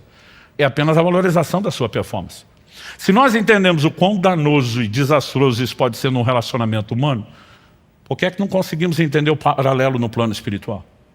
Aquele início do ano, quando eu fiquei indignado de Deus falar comigo que eu tinha que me arrepender, porque eu estava no ano da busca, o Senhor me disse, você não está me desejando mais do que antes. Você só está quebrando seus recordes. E a única coisa que você conseguiu até agora é ficar mais orgulhoso do que você estava antes. E foi o momento onde a casa caiu. Porque de repente eu comecei a entender, não se trata de desempenho ou performance. Nós precisamos entrar em um lugar onde o nosso coração seja profundamente cativado pelo Senhor. Deus não nos deu livre-arbítrio, direito de escolha à toa, com todos, entre aspas, os riscos que Ele correria, né, por nenhum outro motivo. Como disse um grande escritor cristão, ele poderia ter nos feito como autômatos, programados para amá-lo ou obedecê-lo, mas ele esperava que nós quiséssemos isso. Na verdade, quando eu comecei a entender esse desenho, aí sim, eu entrei num lugar de profundo arrependimento. Há uma frase do grande escritor C.S. Lewis que mexe muito comigo. Ele diz, o cristianismo, se é falso, não tem nenhuma importância. Se é verdadeiro, tem infinita importância. Mas ele arremata dizendo, o que ele não pode ser de moderada importância. E muitas vezes a maneira como nós estamos vivendo o Evangelho, a relação com Deus, nem reflete o fato de que ele é verdadeiro, tem infinita importância, nem de que para nós seja falso, como não tem nenhuma importância, mas nós criamos um híbrido, onde Deus é mais ou menos importante. Você quer ver uma frase que me tira do sério, há mais de 30 anos pastoreando? É quando alguém diz assim, pastor fulano é uma benção, só falta Jesus. E olha como só falta Jesus. Se falta Jesus, falta tudo. Que conversa é Jesus, é a cerejinha do chantilly. Mas nem nós muitas vezes percebemos a maneira como nós estamos lidando com esse ponto e com essa questão. E Deus está nos chamando a um lugar onde a gente de fato entenda, né? E eu comecei a perceber, peraí, se eu estou dizendo à minha esposa que eu amo amá-la, é porque eu entrei num lugar de valorizar quem ela é. E a minha dedicação não é para valorizar a mim mesmo ou minha performance. É apenas o reconhecimento de que poderia ser uma obrigação, se tornou fácil. Porque você me inspira a isso. Com Deus não deveria ser diferente. A segunda coisa que Deus chamou a minha atenção e me corrigiu naquele dia, diz respeito à razão da nossa existência. Eu gosto muito de questionar temas básicos, essenciais nas Escrituras, mas honestamente até esse dia, fevereiro de 2008, nunca tinha parado de pensar nisso. O Espírito Santo me pergunta naquela reunião de líderes, qual a razão da sua existência? E eu já comecei a desenrolar, né, toda a revelação que eu tinha do plano, do propósito de Deus para o meu chamado. O Senhor falou, não, isso é o seu entendimento do seu chamado pessoal. Qual a razão da sua existência como ser humano, você e todos os outros? E de repente eu começo a me perguntar que texto da Bíblia talvez resuma isso a respeito de todos nós. E eu não consigo achar nada muito claro, específico, muito direto. Foi nessa hora que o Senhor falou comigo. Abra sua Bíblia em Atos 17, versos 26 e 27. Eu sabia que Atos 17 era a pregação de Paulo em Atenas, mas não me lembrava na época o que estava nos versos 26 e 27. Quando você chega nesse momento da pregação de Paulo, ele diz assim, de um só, uma clara referência a Adão. Deus criou todas as raças e tribos dos homens. Aí ele entra com um indicativo de propósito. Para quê? Por que de um Deus fez todos nós? Para que o buscassem. Há uma razão primária pela qual todos nós existimos. Buscar a Deus. E nós precisamos entender, se isso é a base, se isso é tão primordial, nós não podemos relegar esse assunto a um lugar, né, secundário, dentro da nossa doutrina, periférico, porque ele precisa ser visto como aquilo que de fato é central. Então, se buscar a Deus é o principal, e eu quero destacar isso, nós também precisamos entender que apesar de existirmos para buscar a Deus, existe uma forma correta de fazer. Quando você olha a própria pregação de Paulo, lá em Atos 17, primeiro ele diz que de um só Deus fez todas as raças e tribos dos homens para que o buscassem, mas na sequência, no verso 27, depois de dizer para buscarem a Deus, ele diz, se porventura tateando possam achar, ainda que não esteja longe de cada um de nós. Quem é que busca tateando, apalpando? Quem está limitado ou desprovido de visão. Eu sou de uma época onde faltava muita luz, por falta de estrutura. Hoje em dia isso não acontece, a nova geração não sabe o que nós já passamos. Quando acabava a luz, já tinha lugar certo para você achar no escuro, onde tinha vela e caixa de fósforo, para não ficar no desespero. Eu lembro que um dia, eu e Kelly, nossos filhos eram ainda pequenos, nós estávamos fazendo uma visita em algum lugar e deu um blackout. Não sei se foi na cidade toda, ou pelo menos no bairro, ficou tudo escuro. Enquanto os mais velhos de nós estavam nos batendo para achar a vela, a nova geração simplesmente foi puxando o celular do bolso e acendendo as lanternas, e a gente ficou se perguntando, por que é que nós não pensamos nisso? Alguém falou, porque nós nunca treinamos. Né? E normalmente quando ia procurar a vela, sabia mais ou menos o rumo, mas procurava como? Ia apalpando. Quando a Bíblia diz, ainda que tateando o possam achar, significa que o homem, mesmo desprovido de visão, em estado de cegueira espiritual, ele precisa buscar a Deus. Só que a Escritura diz, o qual não está longe de cada um de nós. Ou seja, nós podemos ter dificuldade, mas Deus não quer dificultar ainda mais o processo.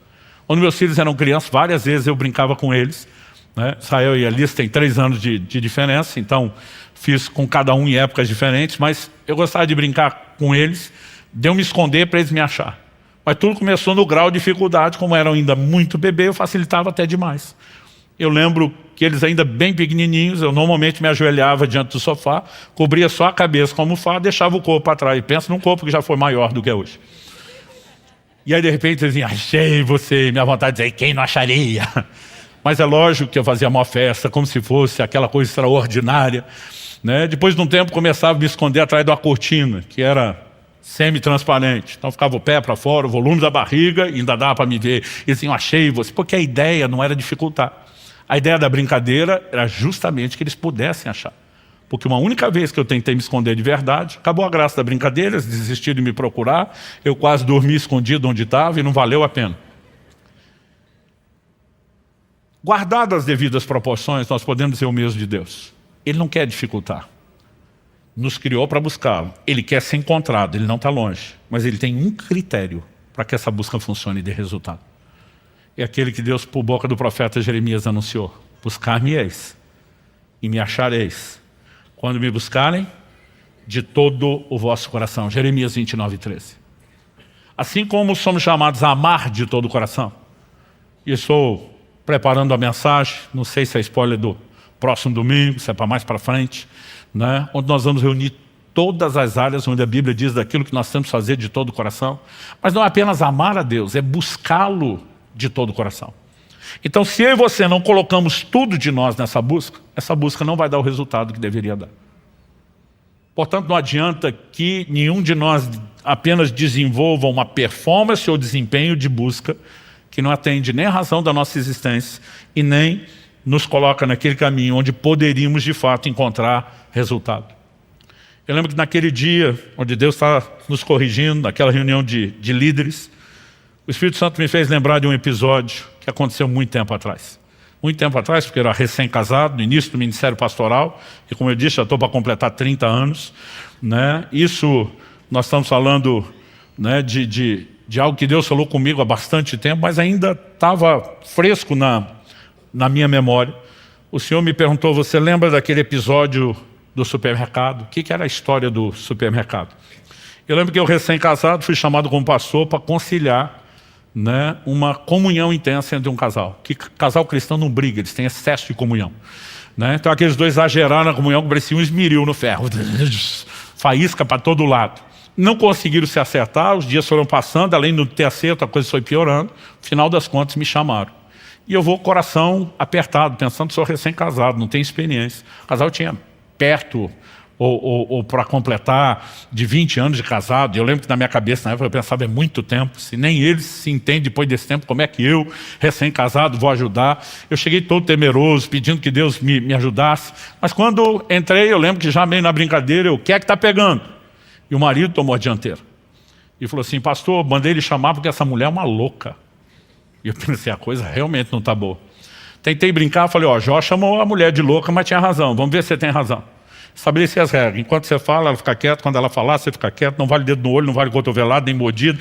Coloquei todas as regras. Né? E esse cara falou, pastor, nesses quase 20 anos de casado, o senhor não tem noção de o tanto que essa mulher me pediu para ir no supermercado com ela. E ele olha para mim com a cara de pavor indescritível e diz, eu odeio o supermercado. E ainda tentei consolá-lo. Falei, irmão, não está sozinho, o sindicato é grande. Né? Até porque algumas irmãs não ajudam. Né? O homem já não gosta de ir no supermercado, ela quer que ele vá junto para ter a DR, a relação lá num lugar público com caras e bocas, e a coisa não fica realmente fácil. Né? E outras mulheres acreditam que os homens sabem onde estão as coisas do supermercado. Elas precisam entender que quando nós vamos procurar, as coisas se escondem. Né? Não é fácil de achá-las. Enfim, eu estou tentando ser empático com ele, mas ele falou, bom, o ponto da história não é esse. É que, semana passada, 5 dias atrás, resolvi agradar essa mulher. E eu me ofereci para ir com ela no supermercado. Não foi ela que pediu. E quando eu volto, essa louca me olha para mim e diz, eu nunca mais quero que você vá comigo no supermercado. Ela não sabe o que quer. Quando ele falou isso, a mulher está o tempo todo com a mãozinha erguida, o dedinho erguido, tipo, esperando minha vez, mas ela respeitou as regras. Eu falei, terminou? Ele falou, terminei. Eu falei, pode falar, irmã. Ela falou assim, pastor, eu nunca quis que ele fosse comigo no supermercado. Gente, quando ela falou isso, ele surtou. Eu às vezes ia endemoniou, mas não é bom falar isso para crente. Porque bravo ele já estava, então eu fiquei pensando o que era o próximo nível, para onde foi. Mas ele enlouqueceu. Eu estou falando que é louco, eu tenho testemunha. Começou a chamar os filhos para depor no tribunal. Eu falei, calma. Eu interrompi ele e falei, enquanto você falava, ela não te interrompeu. Agora é a vez dela, ela vai falar, você não vai interromper. Falei, mamãe, já que ele te interrompeu, deixa eu dizer algo. Nem eu estou conseguindo acreditar na senhora. Eu falei, a senhora pode até não ser essas donas que quer discutir a relação no mercado, mas dizer que nunca quis, nem uma vezinha que ele fosse. Me ajuda a entender isso. Ela olhou para mim e falou, pastor, o que eu queria não é que ele fosse. O que eu queria é que ele quisesse ir.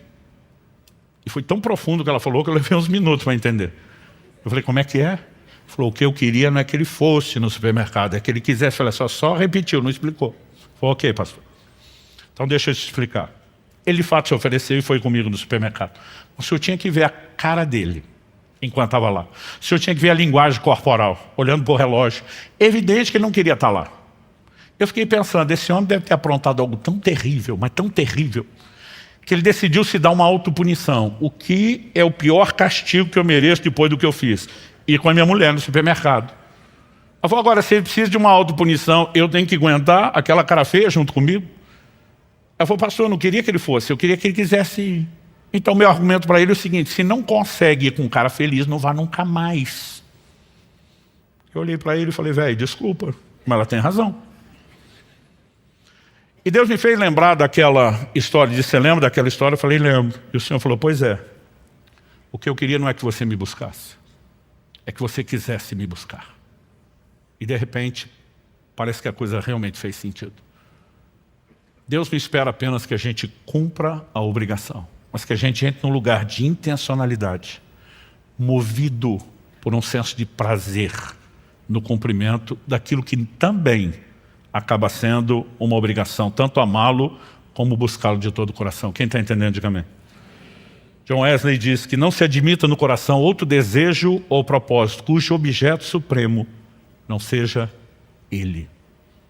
E de repente Deus me levou a um lugar de compreensão, e isso eu posso lhe garantir, foi uma das coisas mais marcantes e revolucionárias, principalmente pelo contexto do entendimento dos outros princípios.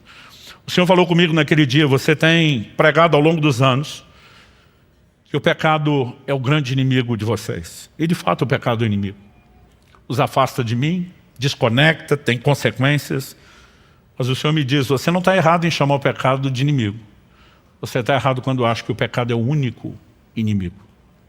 O Senhor me diz: há um inimigo mais sutil, que aqueles de vocês que já não estão enredados no pecado como antes, muitas vezes não percebem. E eu vou denominar esse inimigo da maneira como eu entendi, não é necessariamente uma terminologia bíblica desse jeito, mas é o que você encontra lá. Eu vou denominar isso de distração, ou distrações.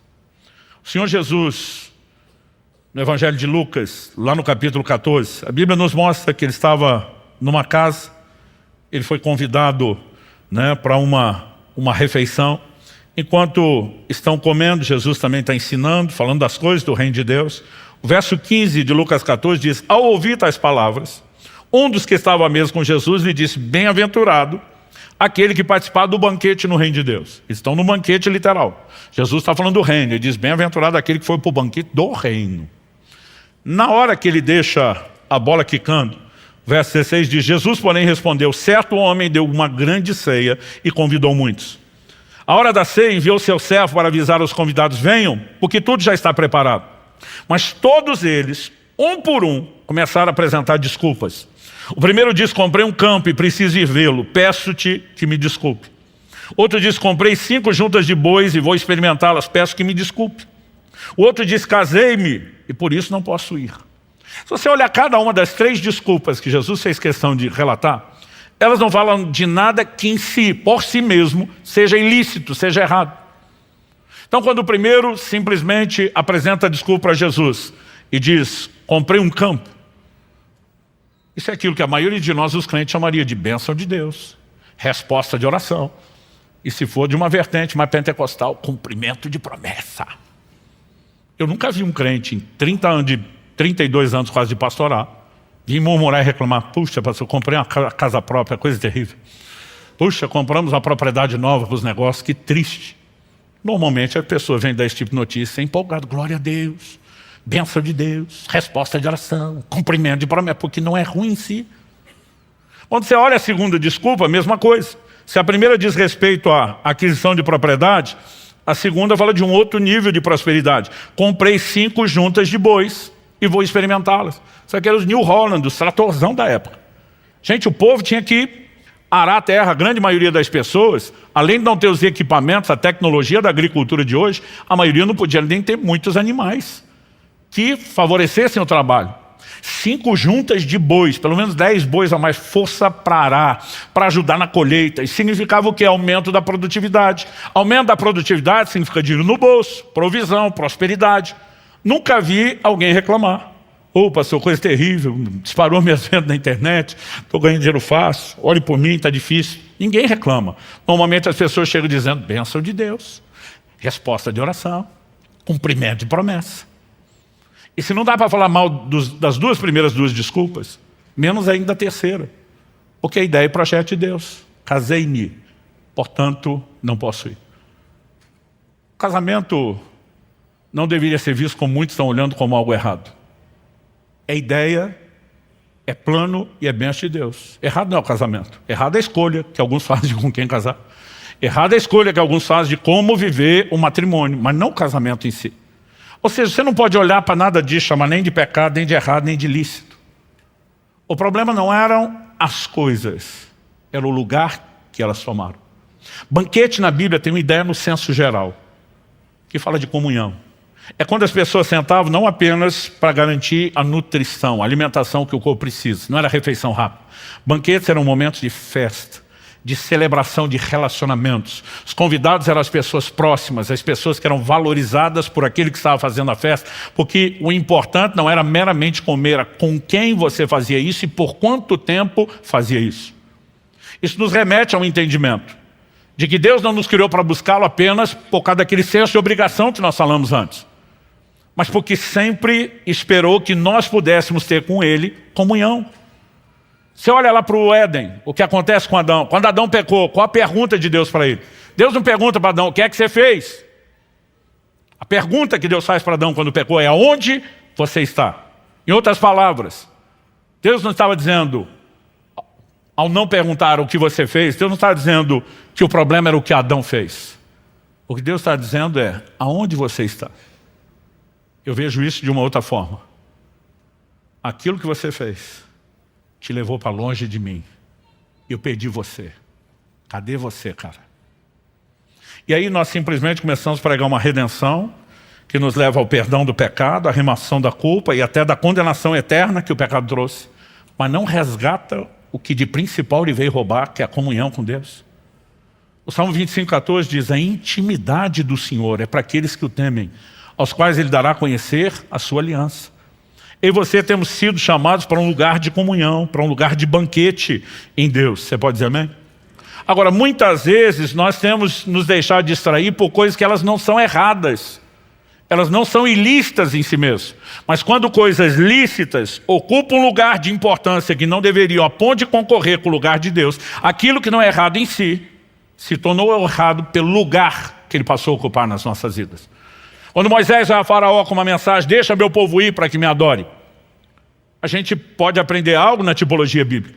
Faraó é uma figura de Satanás que escravizava aquele povo que depois Deus vai libertar para que se torne o povo dele. Como foram libertos? No dia da celebração da Páscoa. Paulo escreve aos Coríntios e diz, Cristo é o nosso Cordeiro Pascal, ou seja, está para nós, como o Cordeiro da Páscoa estava para eles. E da mesma maneira como eles tiveram que se apropriar, pela fé do sangue do sacrifício do Cordeiro da Páscoa, colocar nos umbrais, para escaparem daquela escravidão espiritual. A Bíblia diz que Deus também nos arrancou do império das trevas e que pelo sangue de Jesus, eu e você fomos resgatados e nos tornamos povo de Deus. Quando eles saem do Egito, Deus faz declarações sobre eles lá no Monte Sinai, em Êxodo 19, 5 e 6. Você vai ver Pedro fazendo a mesma declaração a respeito de mim e de você. Vós sois a nação santa, a geração eleita, o sacerdócio real, o povo de propriedade exclusiva de Deus. Há um paralelo nisso. Então, Faraó, na tipologia bíblica, figura Satanás. Quando Moisés vem com a mensagem, deixa meu povo ir para que me adore, qual a resposta do Faraó? Vocês devem estar muito desocupados para estar falando em adoração. A primeira reação de Faraó, vamos encher o povo de trabalho para que eles não tenham tempo de pensar em adoração. Uma das estratégias mais antigas, vamos encher de distração para que eles não lembrem de por que eles existem e o que é principal para que eles cumpram. É impressionante, gente, numa época onde a nossa vida deveria ser tranquila como nunca. Porque quanto mais a tecnologia, o conhecimento avança, nós temos facilidades que nunca tivemos. Gente, o tempo que o povo levava antigamente só para buscar água, e que hoje a gente tem encanada, a gente faz ideia do quanto tempo ganhou. Aquilo que eram viagens longas, difíceis, você olha hoje as facilidades que nós temos. Não estou falando só da época de Jesus, gente. Você volta lá no século XVIII, vamos falar de John Wesley. O cara viajava para pregar o evangelho do mesmo jeito que Jesus e Paulo, a pé, a cavalo, dentro de navio, tudo era lento, era um processo, são desafios. Eu às vezes, já fiz isso muitas vezes, estou no sábado pregando no norte, no nordeste do Brasil e tenho tempo para voltar tranquilo para as nossas reuniões de domingo, por causa da facilidade do transporte. Em tudo o que nós avançamos era para a gente ter tempo sobrando. Mas quanto mais facilidades nós temos, mais coisa a gente arruma para fazer. Aliás, nós somos a geração campeã de entretenimento. Nunca se gastou tanto tempo em entretenimento como nós gastamos. Porque a questão não é o que vai tomar atenção. O importante é que eles não tenham tempo para pensar naquilo que deveriam fazer. Distrações. Pensa em uma estratégia que continua sendo usada, porque eu acredito que o diabo também deve ter a versão dele do ditado, do time que está ganhando não mexe. Está dando resultado, para que mudar a estratégia? E naquele dia Deus me chamou fortemente a atenção para um episódio bem conhecido, mas que eu nunca tinha enxergado essas verdades nesse episódio. Se você puder me acompanhar em Lucas, capítulo 10, a partir do verso 38. A Bíblia diz, quando eles seguiam viagem,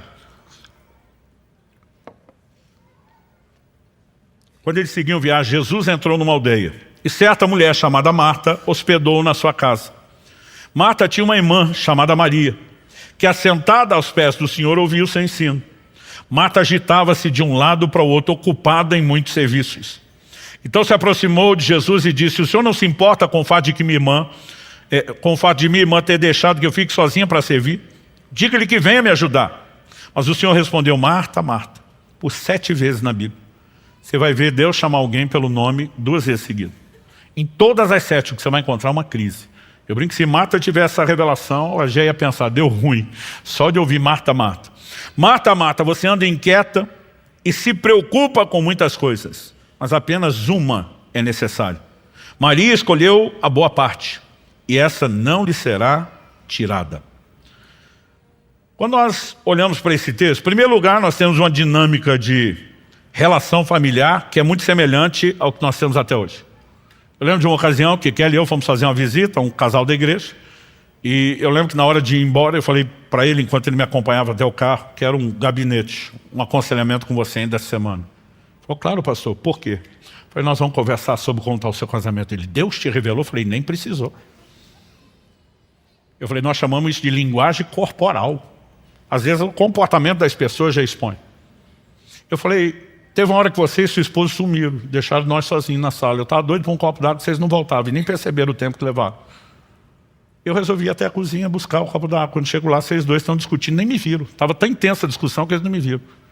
O pior, tinha um garoto de uns 7 anos no meio, e o pai falava para o garoto: menino, diz para sua mãe. A mãe está na frente dele. Mas quando fala como se o outro não está presente, é porque o negócio está azedo no último nível. Aí a mulher respondia: menino, diz para o seu pai. A criatura nem dizia nada, porque os dois estão se ouvindo. Mas o importante era fingir que não estava falando com o outro. Quando Marta chega para Jesus, na frente de Maria, e diz para minha irmã me ajudar, gente, o negócio já está azedo. Não é difícil perceber isso. Eu imagino que enquanto Jesus está ensinando, Marta deve ter passado por trás e chamado Maria várias vezes. Imagino Maria tirando a cara para o lado, assobiando: daqui não saio, daqui ninguém me tira. E Marta vai pedir ajuda de Jesus, acreditando de todo o coração que Jesus vai ficar do lado dela e apoiá-la. Ela não esperava levar esse invertido. E aí Jesus diz para ela: uma só coisa é necessária. Outras versões traduzem isso como: poucas coisas são necessárias. Mas a maioria diz: uma só coisa é necessária. Como dizia a geração de meus pais, nunca entendi porquê, no frigir dos ovos, no final das contas, só tem uma coisa que realmente importa. Qual é a coisa que realmente importa? Aquela pela qual eu e você existimos, que é a razão da nossa existência, buscar a Deus. Mas Jesus, em outras palavras, está dizendo para Marta: sua irmã escolheu a boa parte, o que realmente importa. Está sentada aos meus pés, me dando atenção, ouvindo, recebendo a minha palavra. Você acha mesmo que eu vou ficar do seu lado e tirá-la daqui? Agora, se Marta soubesse que eu ouvi isso, tinha pedido ajuda a Jesus? É claro que não. Porque na cabeça de Marta ela está bem intencionada. Eu não sei como você receberia Jesus na sua casa. Uma vez eu me aventurei, me deu um estalo, aquelas coisas que você fica pensando, deve ser a direção do Espírito Santo, porque não tinha como saber. Pensei: minha esposa, ela fazia faculdade de manhã, tinha um período muito curto de almoço, tinha que trabalhar à tarde, e nos primeiros anos nossos de casado, me acompanhava nas coisas da igreja à noite. E eu consegui sair um pouquinho, alguns minutos antes do meu horário, e estava com aquela sensação: ela vai atrasar. Eu falei: eu vou adiantar o nosso almoço. Mas eu nunca fui aquele Masterchef. Mas eu pensei: vou me aventurar, vou fazer alguma coisa aqui que seja rápida, fácil e que eu consiga. Nesse momento que eu tomei a decisão, estou mexendo, já procurando o que fazer, o telefone toca. Finado telefone fixo, vocês lembram dele, que já existiu? E quando eu atendo, uma musiquinha do outro lado, que era a indicação de que estão te ligando de um telefone público, o vulgo orelhão, que era chamado a cobrar. Né? Então eu fico do outro lado, que ela se identifica, falou: amor, atrasei na minha saída da faculdade até chegar em casa, não vai dar tempo de fazer o almoço. Será que você pode tirar alguma coisa da geladeira para pelo menos adiantar? Eu falei: meu amor, fique tranquilo, o almoço hoje é por minha conta. E eu falei de um jeito que parecia que era o cara. E ela: uau! E qual é o cardápio? O que temos para hoje? Eu dei uma olhada em cima da mesa, falei para ela: massa com peixe. Ela: uau! Não vejo a hora de chegar, e desligou. Não deu tempo de explicar que massa com peixe era um miojo com a lata de sardinha que estava ali. E quando ela desligou, não tinha como ligar de volta, porque não sabia de onde ligou, não tinha celular, né? Os mais novos não conseguem entender como era a nossa vida sem celular, mas acredite, a gente já viveu sem isso. Mas não tinha mais como comunicar, agora é esperar chegar. Mas eu percebi que a expectativa dela estava lá em cima. E eu pensei, vai dar ruim esse negócio. E aí eu fiquei pensando, como é que eu faço para amenizar? Aí eu vi que tinha um resto de mussarela, peguei, cobri o macarrão depois de feito e temperado, dei uma derretidinha no queijo no forno, peguei um ketchup, fiz um coração, escrevi Kelly, te amo. Aí eu lembro que ela chegou toda curiosa, ela olhou, Mas depois do tinha aquela curiosidade, aí teve uma hora que ela pegou o garfo e levantou o queijo, ela olha para mim e diz, miojo com sardinha? Você vai dizer que miojo não é massa e que sardinha não é peixe? Graças a Deus ela caiu na risada, a diversão valeu o trote. Mas por que eu estou dizendo isso? Se eu fosse receber Jesus hoje, pessoalmente na minha casa, eu não teria coragem de dar esse tipo de massa com peixe. Você fica imaginando, gente, receber Jesus tem que fazer o melhor. Se você pensar, a motivação de Marta não é ruim. E outra, Jesus não vinha sozinho, gente, tinha uma tropa com ele. Vamos falar sério. Agora, nesse momento, Jesus está dizendo, Marta, mesmo o desejo de trabalhar para me agradar, se substituir o seu interesse por mim, não está legal. Naquele dia, naquela correção, o Senhor me disse, muitos de vocês têm sucumbido não só diante do pecado, mas diante de distrações. O Senhor me disse, alguns de vocês prosperaram e já não têm um coração para me buscar como antes. Alguns de vocês prosperaram na carreira e não têm nem coração, nem tempo para me buscar. O Senhor me diz, alguns de vocês prosperaram no ministério, inclusive você, e já não me buscam hoje como buscavam antes. E de repente o chão sumiu debaixo do pé, porque de repente eu entendi, como nunca havia entendido, que de fato nós estávamos falhando com o Senhor. E Deus me fez lembrar, você lembra da história do videogame do seu filho? Falei, lembro, essa estava fresquinha, era coisa de 2 anos. Eu lembro de um dia que eu cheguei em casa com um videogame de presente para o meu filho. E quando eu entrei em casa, eu nunca tinha visto ele fazer tanta festa com presente como com esse. Ele corria, ele pulava, ele gritava, ele jogava no chão, simulava que estava tendo convulsão de felicidade. Aí ele voltava, segurava minhas bochechas e dizia, você é o cara, é o melhor pai do mundo. Aí saía para pular, correr, ter convulsão de novo, voltava a segurar minha bochecha. Foi uma sessão assim, nunca vou esquecer. E eu fiquei me achando o cara, eu sou o melhor pai do mundo. Mas gente, não precisei de 2 dias para arrepender de ter dado aquele presente. Porque eu perdi meu filho. Perdi meu filho por videogame. Eu gastei antes da pandemia uma média de 17 anos, ficando 3 dias fora de casa, quinta, sexta, sábado. A maior parte desses 20 anos que moro em Curitiba, eu sempre tentei morar perto do aeroporto. Não só pelas idas e vindas, mas assim, quando eles eram pequenos, né? E a Kelly avisava, papai chegou, já era aquela ansiedade. Então, às vezes eu ligava para ela, dizia, aterrissou. Era o tempo dela sair de casa, me pegar no aeroporto. E quando ela chegava com o carro, já estava saindo na porta, chegava logo em casa e as crianças sempre estavam me esperando. Era o momento de papai voltou para casa, festa. Então a gente se abraçava, brincava, era o nosso momento de comemoração. Depois do bendito videogame, para não falar o que eu penso dele, cada vez que eu passava por aquela porta, estava só a Alice. O Israel mais velho já não estava lá. Eu brincava bastante com ela, depois que ela cansava, filho, cadê você? Já vai, pai, só vou passar de fase. Gente, eu peguei um ódio nessa frase, passar de fase. Você não tem noção. Um dia eu estava num evento de pastores, e um falou para mim, pastor, o senhor pode orar por mim? Eu falei, sim, pelo quê? Ele falou, não, eu sinto que ministerialmente está na hora de passar de fase. Eu falei, se quer que eu ore, arruma outra fase. Ele não entendeu nada. Eu falei, não oro, se não mudar isso, não oro. Eu lembro de um dia que cheguei em casa, minha vontade era pegar aquele videogame e jogar pela janela do quarto de cima lá do sobrado. O senhor me disse, você lembra disso? Eu falei, lembro. O senhor me disse, vocês fazem a mesma coisa comigo o tempo todo. Quantas coisas vocês desejaram, oraram, pediram, e quando eu dei, vocês sabem que nem seu filho. Convulsão de alegria, corre, pula, agradece. Você é o melhor pai do mundo. O Senhor diz, mas eu tenho perdido vocês para essas bênçãos. E de repente Deus me deu a capacidade de entender emocionalmente, não só intelectualmente, aquilo que nós fazemos com Deus. Aquele dia eu entrei num lugar profundo, não só de arrependimento, mas de entendimento, de retomada da rota. Perguntaram uma vez a Stanley Jones, missionário metodista por quase 50 anos na Índia. A Índia até hoje é um lugar com muita perseguição ao Evangelho. Não é um lugar onde não haja opções de religião. Você tem todas as religiões do mundo lá. Mas conversão, por exemplo, é proibido. E esse é o nosso negócio, nós vivemos de conversão. Então, os cristãos acabam sendo muito perseguidos. E uma vez perguntaram a ele qual era o maior inimigo do cristianismo, esperando que ele falasse que era a perseguição. E a resposta de Stanley Jones foi: o maior inimigo do cristianismo não é o anticristianismo, é o subcristianismo. Ele diz: nesse ambiente que vivemos de perseguição, aqui o crente tem que ser crente de verdade. O problema está com vocês, onde tem liberdade. E esse cristianismo é medíocre, sem vergonha. Subcristianismo, definiu ele, é o nosso maior inimigo. Quando a Bíblia fala de Marta, que ela estava ocupada com muitas coisas, a palavra que foi traduzida como ocupada, no original grego é peripal. Ela significa separar, afastar, distrair. Entrar no estado de estresse mental significa tanto estar distraído, como estar super ocupado ou bastante atarefado, o que normalmente é o que gera a distração. E muitas vezes eu e você estamos nos envolvendo com coisas lícitas, até mesmo a tentativa de trabalhar para Jesus como Marta, mas a ponto de desconectar.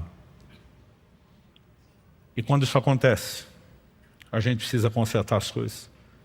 Então, eu passei por um período de 10 anos de profundo trato de Deus. Eu lembro que nesses 10 anos, eu não fiz mais nenhum jejum prolongado. Porque a gente tem mania de ir a extremos, pensa, não vale nada, isso é só performance. 10 anos depois dessa experiência, Deus me mandou pregar pela primeira vez a respeito do assunto. Na verdade, não chegava a 10, foi um pouquinho antes de completar isso, mas estava bem próximo ali. E quando eu estava pregando, nós ainda estávamos ali no prédio da Água Verde. Eu estou descrevendo o pessoal no início como foi aquela experiência que eu contei. E para o pessoal ainda falei: olha, foi na sala tal. Aquilo estava tão vivo na minha memória que quando eu falei disso 7 anos atrás, eu me emocionei no púlpito, me deu uma vontade de chorar. Lembrando o que foi aquela visitação de Deus, o que foi aquela ministração. E dentro do meu coração, enquanto pregava e contando a história, eu falei para Deus: Senhor, muito obrigado por aquele dia. Quando eu falei isso, não esperava. O Espírito Santo falou comigo no púlpito, no meio da pregação. O que gerou aquela experiência foi o jejum. E eu levei um susto. Falei, achei que não tinha valido nada o jejum. O Senhor me disse: não. Eu falei que a sua motivação estava errada e que você precisava ajustá-lo, não que ele não teve efeito. Foi naquele momento, em cima daquele púlpito, que eu soube que Deus estava me chamando pela primeira vez para um jejum de 40 dias. Mas dessa vez o que entendi foi Ele me dizendo: vem com a motivação correta. Venha para me colocar à frente das coisas mais importantes, inclusive o alimento da sua subsistência. E quando as pessoas me falam: pastor, parece que o senhor ficou meio fanático nesse negócio, eu digo: é porque vocês não entendem o que ele representa. Se há algo que tem sido a base de toda a construção de Deus para aquilo que nós começamos a praticar e falar depois sobre o jejum, foi entender a importância de chegar a um lugar onde nada concorra com ele, onde nada, absolutamente nada, seja tão importante quanto ele, onde nada se compare com o lugar dele. E é para esse lugar que Deus está chamando a mim e a você. E a minha oração é que você consiga entender e mensurar isso não só na sua mente, não só na razão, mas que o Espírito Santo consiga ir naquele lugar mais profundo do coração, encontrar em mim e você um lugar de resposta. Vamos ficar em pé para parecer que está acabando.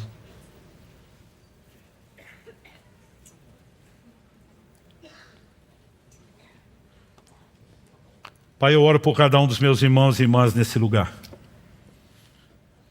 Te agradecemos a Tua palavra, agradecemos a bondade, o amor e misericórdia do Senhor por trás dela, que tem o propósito não de nos condenar ou culpar naquilo que temos falhado, mas de nos resgatar. Pai, não queremos viver uma vida de religiosidade, onde não haja a busca que deveria, onde essa busca, talvez se presente, esteja sendo distorcida por uma valorização do desempenho, não da paixão pelo Senhor. Oramos pela capacidade de entender a razão da nossa existência, que é não te buscar apenas por cumprimento de obrigação, mas para alcançar o propósito, comunhão, viver intimidade e relacionamento com o Senhor. E oramos pela capacidade de discernir o quão danosas podem ser as distrações, ainda que essas coisas não sejam ilícitas por si mesmas. Ajuda-nos a enxergar aquilo que não temos visto. E acima de tudo nós oramos, abre os nossos olhos, nós pedimos ajuda dos céus, nós oramos como salmista, sonda-nos, ó Deus, conhece o nosso coração, expõe e traga à tona tudo aquilo que tem se tornado ídolos que concorrem com o seu lugar, aquele lugar que pertence a Ti, somente a Ti no nosso coração. Nós oramos em nome de Jesus, e que possamos ouvir hoje a voz doce e suave do Teu Espírito, não nos condenando, mas nos chamando a um lugar de arrependimento, de conserto e de restauração. E que possamos de fato chegar a esse lugar, onde a busca aumente, não porque estamos focados no desempenho, na performance, mas porque despertamos para dar ao Senhor a devida importância, para que o Senhor seja de fato mais valioso do que qualquer outra coisa. Nós oramos em nome de Jesus. Em nome de Jesus. E te agradecemos desde já tudo aquilo que o Senhor, na sua graça e pela ação do Teu Espírito, continuará fazendo dentro de cada um de nós. Alguém me perguntou anos atrás, quando escrevi o livro, pastor, o senhor escreveu o livro 10 anos depois, porque finalmente chegou lá. Eu falei, não cheguei lá. Estou dizendo que nem Paulo. Ainda não cheguei lá. Mas esquecendo-me das coisas que para trás ficam, avançando para as que estão diante de mim. Eu tomei a decisão, eu quero estar cada vez mais distante de onde eu estava, cada vez mais perto de onde deveria. Mas nos últimos anos, e já se passaram muito tempo, eu creio que foi de uns 2 anos para cá principalmente, eu comecei a ver resultados de uma proximidade como nunca antes. 2 anos atrás, eu estava com 50 anos de idade. A esposa olha para mim e diz, você está em crise? Eu falei, estou em crise. Ela falou, qual é a crise? É da idade? Eu falei, de jeito nenhum. Na idade eu estou na crise da gratidão. 50 anos, já era avô de 2, vivendo a melhor fase em todas as áreas da minha vida, meus filhos já casados, nosso casamento, né? A igreja, os amigos, relacionamentos, olhando para tudo e dizendo, eu estou vivendo o melhor momento. Falei para minha esposa, não é essa crise. Falou, qual é a crise? Falei, amor, desses nossos quase 30 anos juntos, os primeiros 20 anos foi só semeadura. A última década começamos a colher. Eu falei, nos primeiros 20 anos a gente quis muita coisa que a gente não podia. Ela falou, é verdade. Eu falei, mas agora que a gente pode, eu não quero mais. Ela falou, deve ser bom. Eu falei, tomara. Porque se não for maturidade, é autossabotagem. Ela falou, mas qual é a crise? E até hoje isso me dói. Eu falei para ela, a crise é porque é que nós perdemos tanto tempo querendo essas coisas. Como se aquilo fosse nos preencher ou nos realizar. Por que é que a gente ficou tão distraído querendo as coisas? Pode depois descobrir que a gente não precisava delas para ter o que nós temos hoje em Deus. Esse nível de realização e preenchimento nele. Sabe o que é curioso? Quanto menos importantes são essas coisas, mais Deus nos dá. Mas por outro lado, quando isso é tão importante, bom de concorrer com Ele, normalmente Ele não nos dá. E se eu fosse Deus, eu também não nos daria. Porque não há inteligência em fortalecer a concorrência. Mas quando o nosso coração passa a ser somente dele, ele pode gerar muito acréscimo. Que isso nos ajude a entender um Deus que não está tentando nos oprimir, mas tentando nos abençoar.